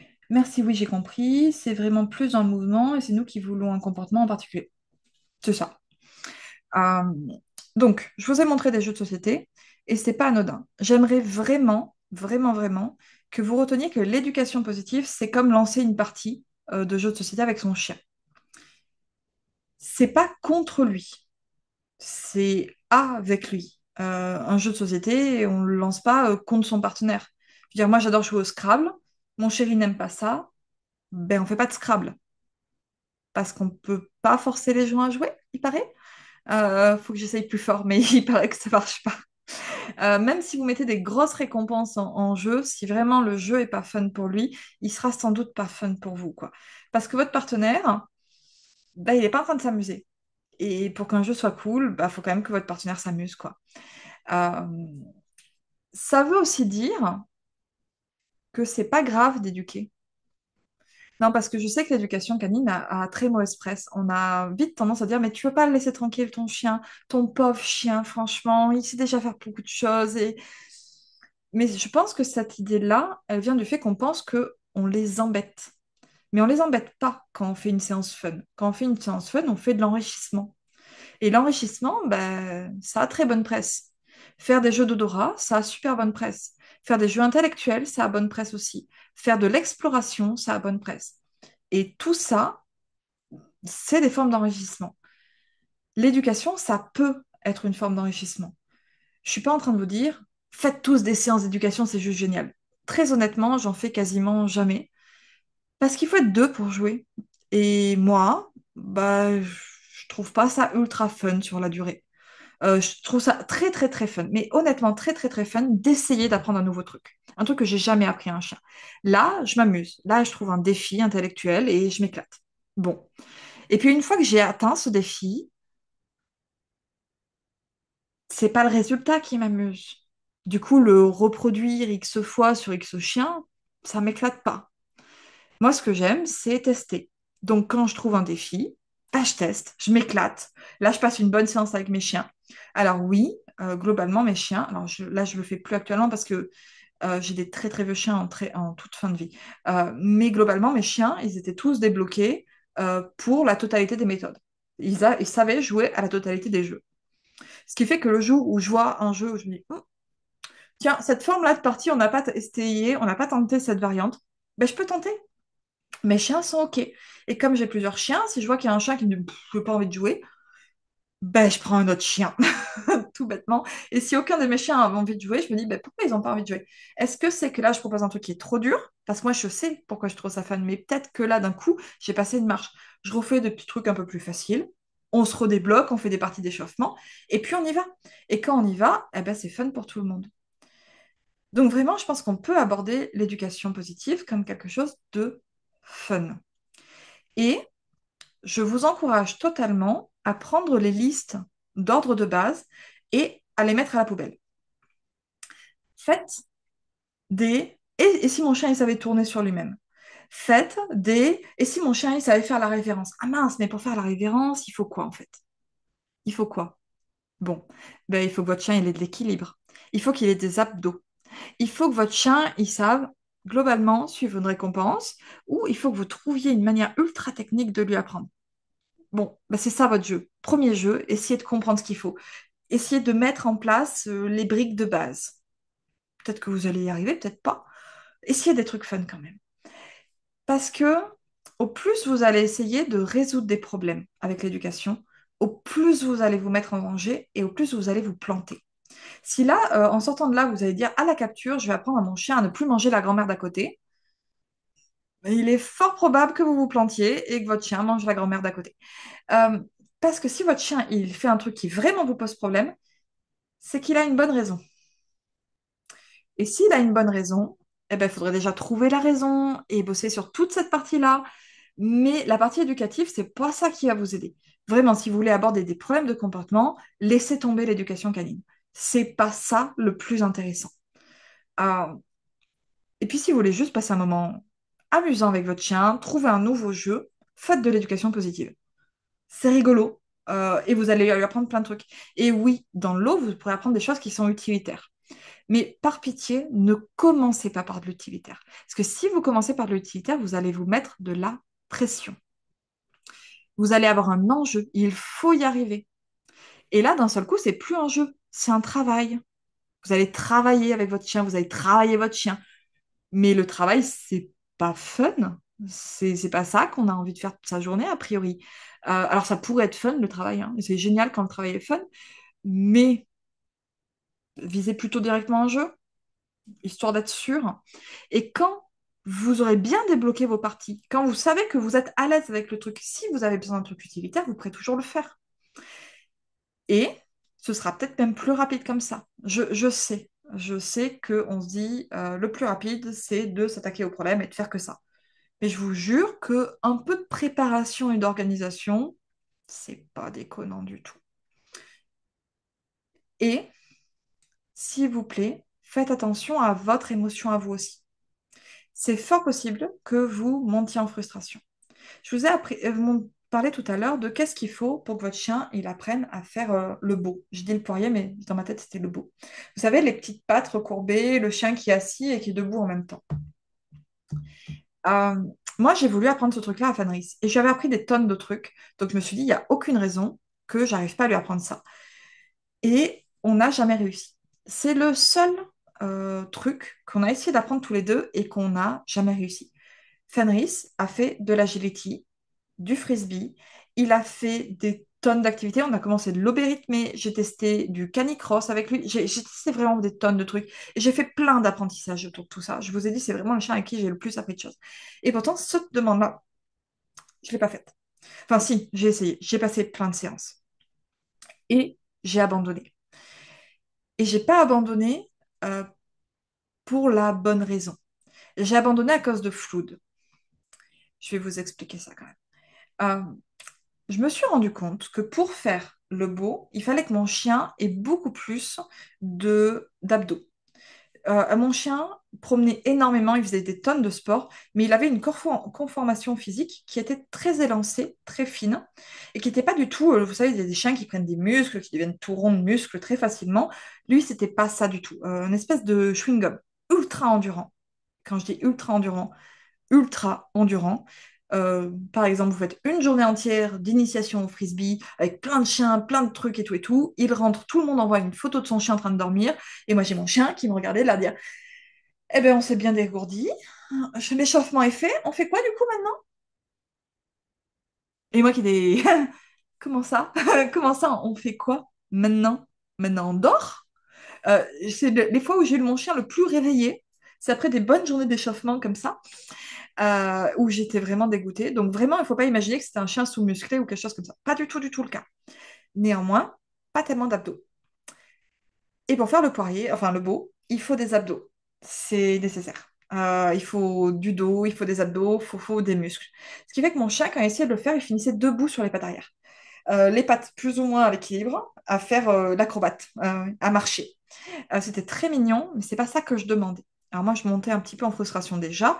J'essayais de rester super zen. Je savais que mon chien, même si on avait tout débloqué, c'était un chien qui prenait beaucoup de temps pour réfléchir.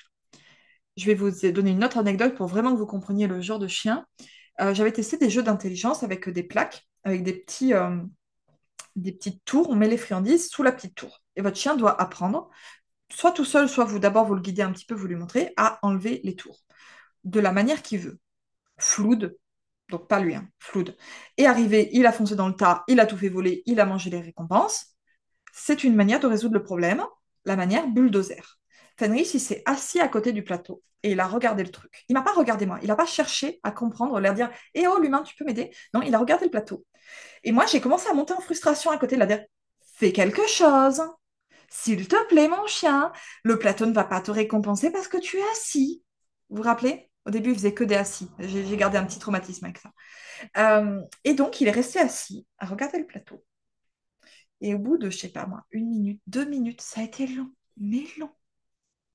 Et j'essayais vraiment de me retenir. Ne l'aide pas. Attends de voir où il va. Il s'est levé, il a pris la tour, il a soulevé la tour, il a posé la tour délicatement et il a mangé la friandise avant de s'asseoir et de regarder la tour suivante. Et là, je dis, t'es mort. Moi, si tu fais ça à chaque tour, je ne tiendrai pas en frustration. Surtout avec un chien bulldozer à côté, qui me montre que la version bulldozer existe.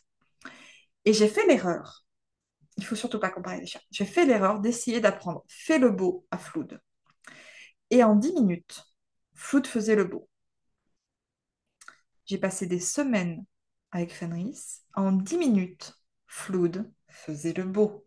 Est-ce que Flood est plus intelligent que Fenris? Pas du tout. Même pas un peu. Très, très, très, très honnêtement, pour moi, c'est incomparable. Fenris était beaucoup plus intelligent que Flood. Fenris réfléchissait avant d'agir.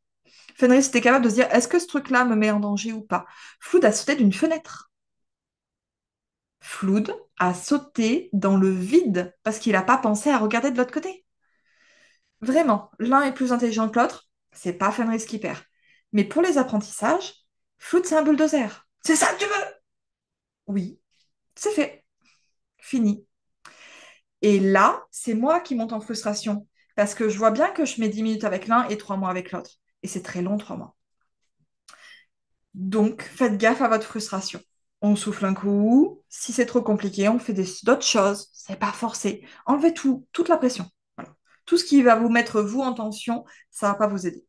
Et puis, si vous apprenez pas à faire le beau, bah, vous apprenez pas à faire le beau et c'est pas dramatique, on est d'accord? C'était vraiment pas important. Il y a des trucs qui sont vraiment importants et si vous voyez que ça bloque, pareil, faites une pause. Apprenez un autre truc. Essayez de trouver un pont, un truc plus fun qui va vous aider pour la suite. Voilà, c'était là-dessus que je voulais finir. Je vois qu'il y en a qui s'en vont. Je sais que c'est très long, hein. Vous rassurez-vous, dans une demi-heure, on s'arrête. S'il y a une demi-heure de questions, ce qui n'est pas sûr. Euh, Est-ce qu'il y a des questions du coup? On a fini le premier morceau pour les très grands débutants. J'espère que vraiment j'ai respecté ma consigne et que c'était bien pour les débutants. C'est toujours le gros enjeu. Est-ce que quelqu'un ose se lancer? Est-ce qu'il y a des apprentissages, par exemple, que vous voulez aborder, des apprentissages précis? Est-ce qu'il y a des problématiques précises que vous voudriez aborder?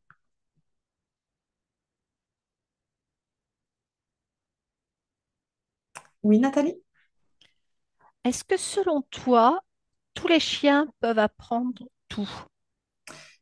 Alors, selon moi, tous les chiens peuvent apprendre. Parce que apprendre, c'est une condition vitale pour s'en sortir. S'ils peuvent pas apprendre, ils n'apprendront pas, par exemple, qu'il faut viser la gamelle pour manger. C'est quand même important. Ils apprendront pas vraiment comment communiquer avec les autres chiens, par exemple. C'est des choses qui s'apprennent. Donc, tous les chiens apprennent. On a une espèce de mythe du chien intelligent et du chien qui sait pas, qui est un peu bête et avec qui ça vaut pas le coup de débloquer. Euh, Par contre, je pense qu'il y a des chiens qui sont plus dans la réflexion, comme Fenris, et qui du coup sont moins rapides. Je pense aussi qu'il y a des chiens où les humains sont sûrs que leurs chiens peuvent apprendre. Et du coup, ils vont faire un travail, parfois très important, pour le débloquer.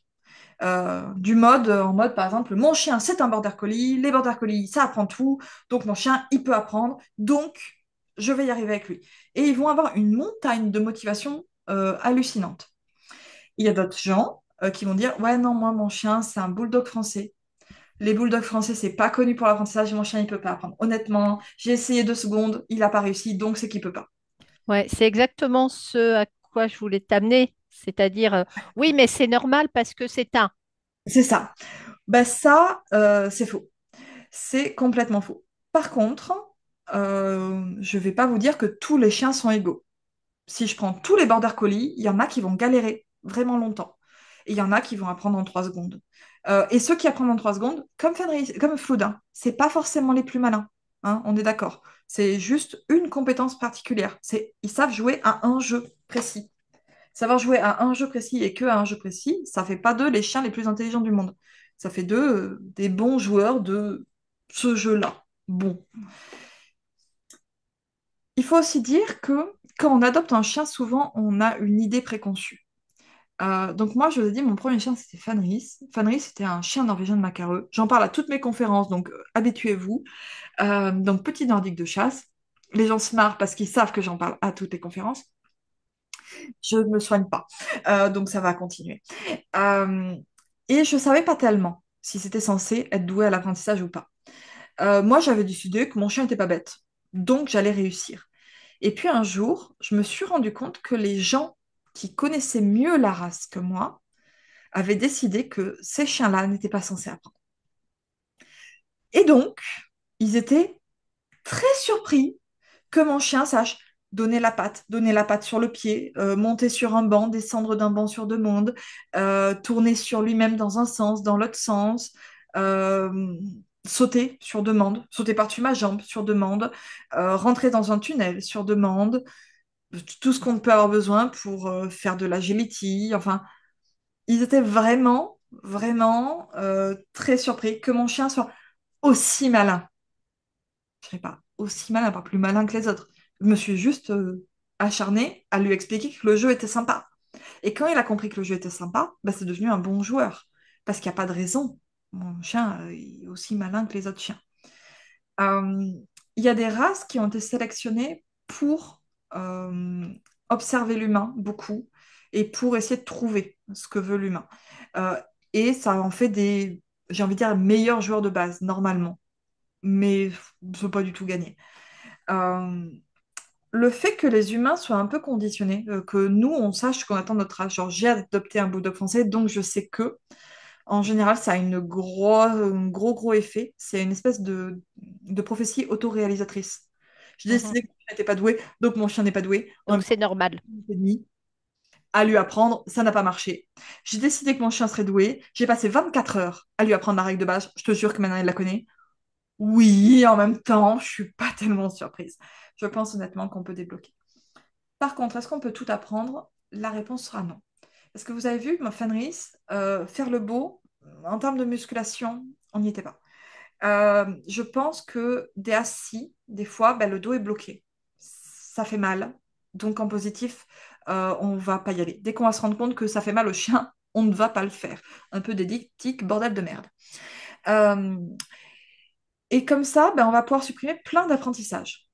Parce que ils sont pas fun pour ce chien-là, parce qu'ils lui font mal, parce que ce chien-là, il n'est pas foutu pour, Ou parce qu'il aime pas. ou parce qu'il aime pas, ou parce que c'est un élément qui lui fait peur. Par exemple, apprendre son chien à nager. Bah, s'il aime pas aller dans l'eau, je suis pas sûre que ça vaille le coup. La question pourrait vraiment se poser. Et comme ça, non, non, on va pas apprendre tout à tous les chiens. À mon sens, je l'ai dit, hein, un jeu, deux partenaires. Donc, ben, on s'adapte.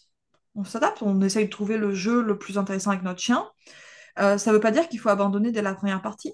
Je veux dire que pour arriver à jouer un Terraforming Mars, il a fallu que je fasse quelques parties dans ma vie avant, d'autres choses. Et puis il a fallu que je fasse aussi quelques parties de Terraforming Mars. Je vous le présente, ça me fait rire, moi, je vous le présente comme un jeu compliqué, alors que dans ma tête, c'est un jeu qui est super simple. Mais je sais que pour les débutants, c'est le genre de jeu, on voit les pages du livret de règles. Étape 1. Oh mon Dieu, les pages du livret de règles. Et à chaque fois qu'on achète un nouveau jeu, j'ai failli dire qu'on adopte un nouveau jeu, mais c'est très ça pour moi. À chaque fois que j'adopte un jeu et que je vois les pages du livret de règles, mon Dieu, mais dans quoi je déteste ça. Et puis une fois qu'on est lancé, que on commence, ben, en fait, ça devient chouette. Et il faut accepter qu'il y a un temps d'apprentissage de base qui est pour le plus fun. Alors, il y a Caroline qui avait une question et après, il y a une question dans le chat. Moi, j'ai un problème avec cette histoire d'intelligence et d'apprentissage parce que souvent, on confond apprentissage et intelligence.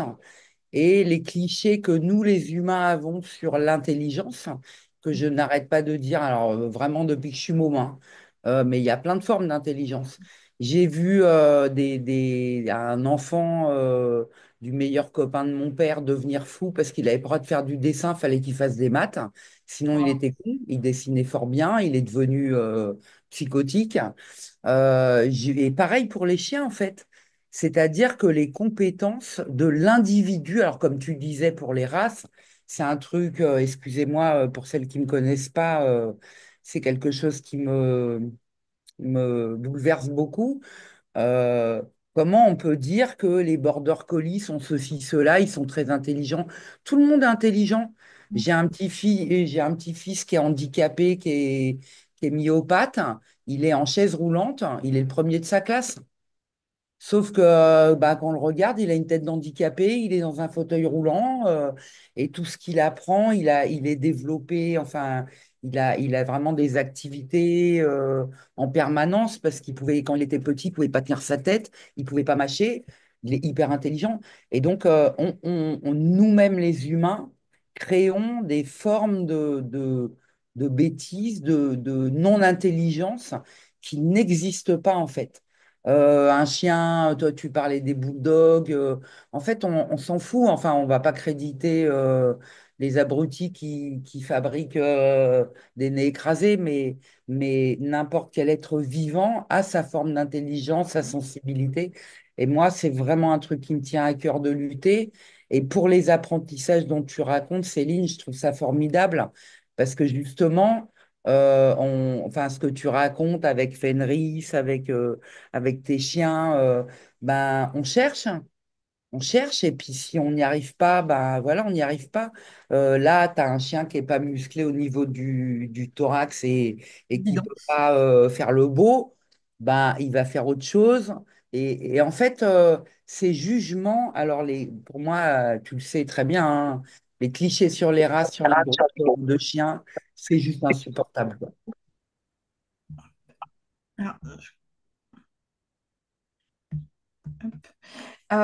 ben oui. Euh, sur les différentes formes d'intelligence, moi je tiens vraiment à dire que euh, l'intelligence, c'est d'abord de savoir s'adapter à son environnement. C'est ça. C'est là que vous pouvez regarder votre chien et vous dire, il est malin, mon chien. Et très honnêtement, la majorité des chiens sont excessivement malins, même Flood, que je trouve beaucoup moins malin que certains d'autres de mes chiens parce que c'est un bulldozer et du coup, bah, il réfléchit pas avant d'agir. C'est pas pour autant qu'il réfléchit jamais. Il réfléchit après coup. Voilà, après coup, mais il apprend et il reste malin comme un singe, hein. Mais c'est nous qui leur proposons l'environnement en même temps. Donc, c'est nous qui sommes des crétins, en fait. Très régulièrement, oui. Pardon, Et Pardon, hein, excusez-moi, je suis un alors, peu... c'est pas du tout pour les débutants. Je pense que les débutants devraient le faire, mais c'est pas pour ce soir. Euh, sur un des prochains lives, je proposerai qu'on fasse sur de l'humain. Et si on le fait sur l'humain, vous allez vous rendre compte à quel point on est lent. Ça remet les choses en perspective, hein. Si quelqu'un essaie de vous traiter exactement comme un chien en nous donnant les mêmes énigmes, les mêmes consignes qu'un chien, on se rend compte que vraiment les humains sont pas clairs. C'est super compliqué ce qu'on leur propose et c'est fou, mais vraiment fou qu'ils arrivent à capter. Les chiens Si captent, je les autres animaux aussi, mais ça reste vraiment fou qu'ils arrivent à capter. Si je peux compléter par rapport à ce que dit Caroline, à mon sens, la grande différence aussi dans l'éducation bienveillante, c'est que quelque part, on n'a pas une seule règle d'apprentissage. On essaie plein de choses et on essaie de s'adapter à l'individu qui est en face. Et à mon sens, c'est ça la grande force et la grande différence. Tout à fait. Si vous allez voir, donc là, cette conférence, elle est enregistrée, elle sera disponible sur ma chaîne YouTube. Si vous allez voir sur ma chaîne YouTube, il y a une vidéo qui dure presque 1 heure sur le coucher. Et faire une vidéo d'1 heure sur le coucher, ça peut paraître un peu foufou, mais j'ai fait ça. Et c'est un moment où j'étais donc en refuge. Il y a des extraits avec plein de chiens différents. Et j'ai voulu tester différentes méthodes positives. Et je me suis rendu compte qu'il existait beaucoup, beaucoup, beaucoup de méthodes dans les mêmes familles. Mais en fait, c'est pas parce que, comme je vous disais, ben, ça c'est un jeu de pli, c'est pas le seul jeu de pli qui existe. Ben, quand je vous présente de la capture, ou du leurre, ben, il n'y a pas qu'une manière de faire. Au leurre, il y a plein de manières de faire. À la capture, c'est un peu plus limité parce que je vois, je veux, je prends. On est un peu coincé. Mais même si je suis un peu coincée, je ne suis pas complètement coincée. Il y a plein de nuances quand même dans la capture. Au leurre, vous imaginez bien que les mouvements, on peut faire plein de trucs différents, hein. La vitesse, la manière de placer sa main, le type de cible qu'on utilise. Il y a plein, plein, plein, plein, plein de trucs. Mais donc, dans cette vidéo, vous pouvez regarder, j'ai testé plein de méthodes et je me suis rendu compte que les gens ne devaient pas le faire. La majorité des pros n'ont sans doute pas fait des comparatifs de méthodes. Parce que la méthode qui a le mieux fonctionné n'est pas la méthode la plus populaire. En général, on vous dit faire le coucher au leurre depuis le assis. Eh bien, je suis désolée, mais sur tous les chiens que j'ai testés, le coucher est plus efficace, enfin, l'apprentissage du coucher est plus efficace en partant de la position de debout. Je ne peux pas là vous expliquer pourquoi. Si vous allez voir la vidéo, vous verrez comment ça se fait. Mais vraiment, ça marche mieux en partant de debout. Euh, je pense qu'on sous-estime la richesse de l'éducation positive. C'est quelque chose qui est ultra complet. Il y a plein de nuances, il y a plein de détails. Vous pouvez faire plein de choses. Et c'est pas parce que ça marche pas avec une petite méthode toute précise que même dans la même famille de méthodes, vous ne pouvez pas trouver autre chose.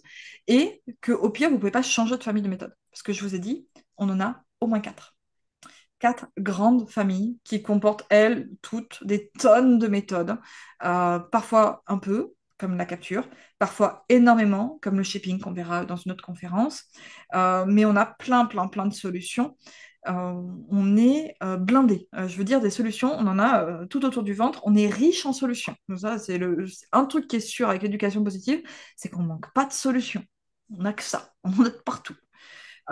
Faut juste prendre le temps de les tester. Ça, c'est pas forcément le plus évident. Alors, je vais juste passer dans le chat. J'ai vu qu'il y avait une petite question, je crois. Alors, c'était toujours sur la capture. Comment fait-on si, par exemple, la capture est faite au mauvais moment? Et donc, par la suite, corriger ça pour décapturer le moment ou le comportement capturé. Ben ouais, ça c'est une excellente question. Parce qu'une fois qu'on a capturé un truc, alors soit vous l'avez fait genre une fois. Donc, je vais donner un exemple qui va être un bon exemple avec le coucher. Moi, j'ai un chien qui se couchait presque. C'est-à-dire que quand je demandais de coucher, en fait, il restait à ça du sol, tendu sur les pattes, les coudes qui touchent pas. Bon. Pourquoi? Ben parce qu'en fait, la récompense, elle a été donnée un poil trop tôt. Du coup, au lieu d'apprendre à se coucher, il a appris à se fléchir à ras du sol. Bon, c'est flou, hein. Donc, mon chien qui est extrême. Donc, lui, il s'est pas dit, bon, faut se poser. Non, il a dit, ok, il faut être tendu, extrême. Bon, bah ok, il faut être tendu extrême, ça lui convenait. Bon, moi, ça ne me convenait pas du tout. Du tout, du tout, du tout. Donc, je me suis dit, il faut corriger ça. On peut quand même corriger la capture. Le problème, c'est plutôt le code. La question, c'est est-ce que j'essaye de corriger en gardant le même code, donc de modifier l'apprentissage, ou est-ce que j'essaye de faire un nouvel apprentissage? De dire, bon, j'ai appris à mon chien à se tenir comme ça c'est couché, ben, je pourrais lui apprendre flagada, et flagada, c'est on est complètement par terre. Si je le prends sous cette optique-là, bah, j'ai juste à faire un deuxième apprentissage, et c'est bon. Et le premier, s'il ne m'arrange pas, simplement, je vais plus le demander. Généralement, c'est le plus simple. C'est le plus simple parce que du coup, le chien, il n'a pas d'association avec Flagada. Du coup, bah, je peux mettre un nouveau comportement sur Flagada. Et c'est pas grave si le comportement se ressemble. Tant que le code est bien différent et que je fais attention à mon timing, c'est bon. Alors, pour apprendre Flagada, ben, je vais attendre qu'il soit vraiment, vraiment couché, très, très couché, où je suis sûre qu'il est bien, bien, bien posé sur ses coudes, posé, et si possible même un peu Flagada. Et là, Flagada, mon chien. Je capture mon nouveau comportement et je vais obtenir ce que je veux. Si je dois modifier, eh ben, je vais devoir être un peu moins sympa. Et moi, j'aime pas être un peu moins sympa. Mais là, par exemple, une solution, ce serait de le mettre dans cette position-là et d'attendre. Il va pas tenir la vie, hein. Il y a un moment où c'est dur. Donc, il y a un moment où il va se coucher. Et là, je mets mon coucher. Et je redécale un petit peu mon timing. Euh, c'est vraiment au niveau du timing qu'il va falloir jouer. Mais globalement, si vous êtes embêté, vous prenez votre comportement de bon, tant pis, vous le jetez, vous en parlez plus, vous mettez un nouveau code. Et voilà. Simplement, c'est bien de s'en rendre compte tôt, notamment sur les comportements qui n'ont pas de code. Donc, par exemple, si vous avez appris à traverser de manière automatique, ben, c'est embêtant. Si à chaque fois que votre chien voit un passage piéton, il se jette dessus, c'est embêtant. Donc là, dans ces cas-là, on passe par des méthodes qui sont à nouveau un peu moins sympas. On va, par exemple, le tenir en laisse et vraiment travailler sur le fait de en avant, trottoir, avoir une espèce de contre-demande qui va venir corriger ça. Et là, on part déjà presque plus dans le problème de comportement. Euh, un peu moins sympa à bosser. Globalement, au plus il y a de l'enjeu, au plus il faut que vous soyez déjà à l'aise avec la méthode. Donc vraiment, si vous voulez apprendre un truc où il y a de l'enjeu, faites pas ça en première intention. Pétez-vous les dents deux, trois fois avant. Pétez-vous les dents sur du tourne. Pétez-vous les dents sur des trucs bêtes, des trucs qui vous poseront pas de soucis si vous vous pétez les dents. Et vous direz, ah, tiens, j'ai appris à ma chienne à se coucher dans l'ombre. Oh, c'est pas grave, c'est pas grave. Je me suis pété un peu les dents, c'est pas grave, c'est gentil. Euh, et il y avait une deuxième question. Et pour revenir sur le leurre, si j'ai bien compris aussi, et comme disait Caroline, il me semble, on part d'une friandise pour amener le chien vers la cible. Donc, il faut montrer d'entrée de jeu au chien qu'il y a la friandise et qu'il doit venir chercher venir la chercher ou la suivre. Alors, pareil, sur la chaîne YouTube, il y a les règles du jeu du leurre. Et vous pouvez aller voir. Et avec un chien, là, je suis avec un chien, je vous ai montré toutes les étapes. Donc, vous pouvez retrouver toutes les étapes, une par une, pour le faire. On commence avec une récompense et la récompense est la cible. C'est la cible, vraiment. Le chien la suit parce que c'est elle la cible. Et il finit par la voir parce que c'est elle la cible. Et puis petit à petit, c'est plus elle la cible. La cible, ça devient la main. Donc effectivement, on commence avec généralement une friandise. C'est pas forcé, mais ça peut. Généralement, c'est avec une friandise. Et bah, comme je disais, petit à petit, c'est autre chose, la récompense. Enfin, pas la récompense, pardon, la cible. C'est important que je me gourre pas, sinon je vais vous perdre. Euh, Ce qui fait qu'à la fin, bah, votre récompense, elle est dans votre poche, peu importe ce que c'est. Jouer, friandise, ou même vous n'avez pas de récompense, votre récompense c'est autre chose parce que vous avez autre chose pour récompenser. En soi, tout me va tant que ça va à votre chien. Vous avez votre cible, la main, prenez une position précise pour la main, histoire de dire c'est ça la cible, c'est pas ça, c'est pas ça, c'est ça la cible, ou c'est ça la cible. Comme ça, vous savez que vous ne le faites vraiment pas tout le temps. Et bah, votre chien, il suit ça, ce truc-là, précis. Et il sait que c'est ça qu'il faut suivre. C'est donc un pré-apprentissage. Bah, exactement, bah, pour jouer à Terraforming Mars, il faut savoir empiler des petits cubes. Bon, normalement, ce pré-apprentissage, on l'a fait quelque part dans votre vie. Je pense qu'empiler des petits cubes, c'est bon. Il y a quelques autres pré-apprentissages. Alors, il y a Angela qui disait merci, je pense avant de partir. Tutum. Dominique, j'adore, on va accueillir bientôt, si le temps se passe vite, un nouveau loulou. Je serai débutante dans notre relation. Il sera, lui, à nul autre pareil, avec évidemment une certaine forme d'intelligence. Hâte de découvrir quel type. Donc, tout a recommencé, quelle aventure. Ben, c'est ça. Nouveau chien, nouvelle aventure. Et faudra lui réapprendre à jouer. Pour la petite histoire, je vous ai montré des jeux de société. Je joue aux jeux de société avec ma fille qui a 2 ans. Depuis qu'elle a peut-être 1 an et demi, 2 ans, on joue à des jeux de société. Je vais pas dire, hein, les premiers jeux de société, moi je trouvais pas ça ultra funky parce que c'est vraiment, je vois même pas où est le jeu, quoi. C'est un peu trop simple. Et maintenant, ma fille, elle joue au verger. Alors, je sais pas si vous connaissez, c'est un jeu pour les tout petits. Mais du coup, elle s'est déplacée, elle, un petit corbeau. Il y a un chemin. Quand elle sait lancer le dé, quand elle lance le dé, que c'est le corbeau, elle sait qu'il faut déplacer le corbeau. Quand elle lance le dé, c'est un petit rond rouge. Elle sait qu'il faut prendre une pomme rouge et la mettre dans son panier. Des fois, c'est le corbeau qui gagne. Il mange toutes nos prunes et nos pommes. Alors, elle n'est pas très contente, elle l'engueule. Bon, moi, je pense que c'est pas une très bonne perdante pour l'instant. J'essaie de lui expliquer que c'est pas grave. Des fois, on gagne, des fois, on perd. C'est bien aussi quand c'est l'autre qui gagne. Le corbeau, il a fait une jolie partie. Pas Puis, beaucoup d'enfants qui aiment perdre, hein. ouais, mais voilà. Et c'est très, très bête, le verger. Enfin, c'est très, très bête. C'est très débutant. C'est vraiment des toutes petites mécaniques.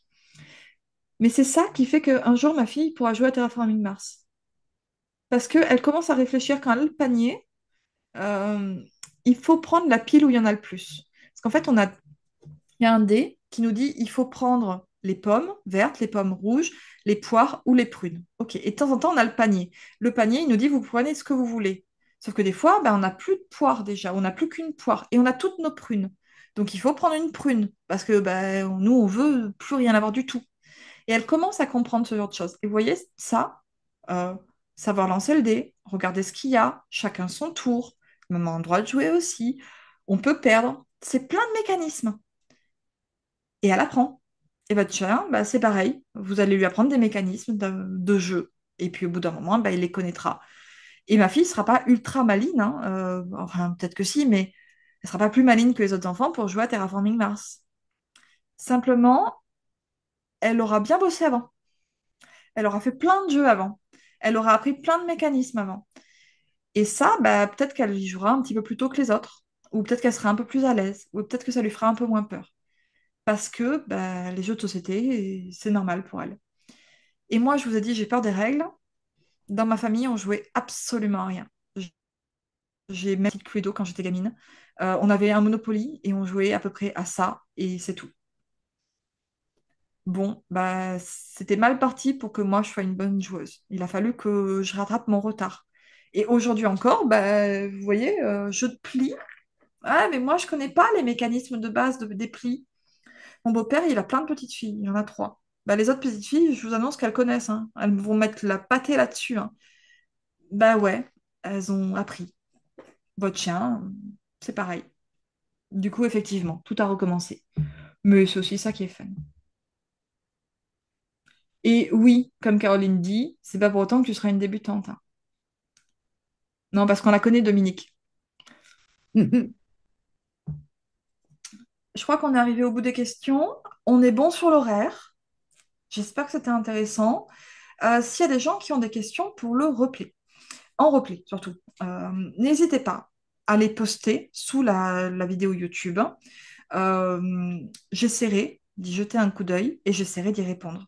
Je ne promets pas de répondre à tout parce que bah, peut-être que j'aurai pas le temps, mais j'essaierai d'y répondre. Il y a 3 autres dates qui seront annoncées à nouveau sur mes réseaux, comme celle-là a été annoncée, où on va parler d'autres sujets.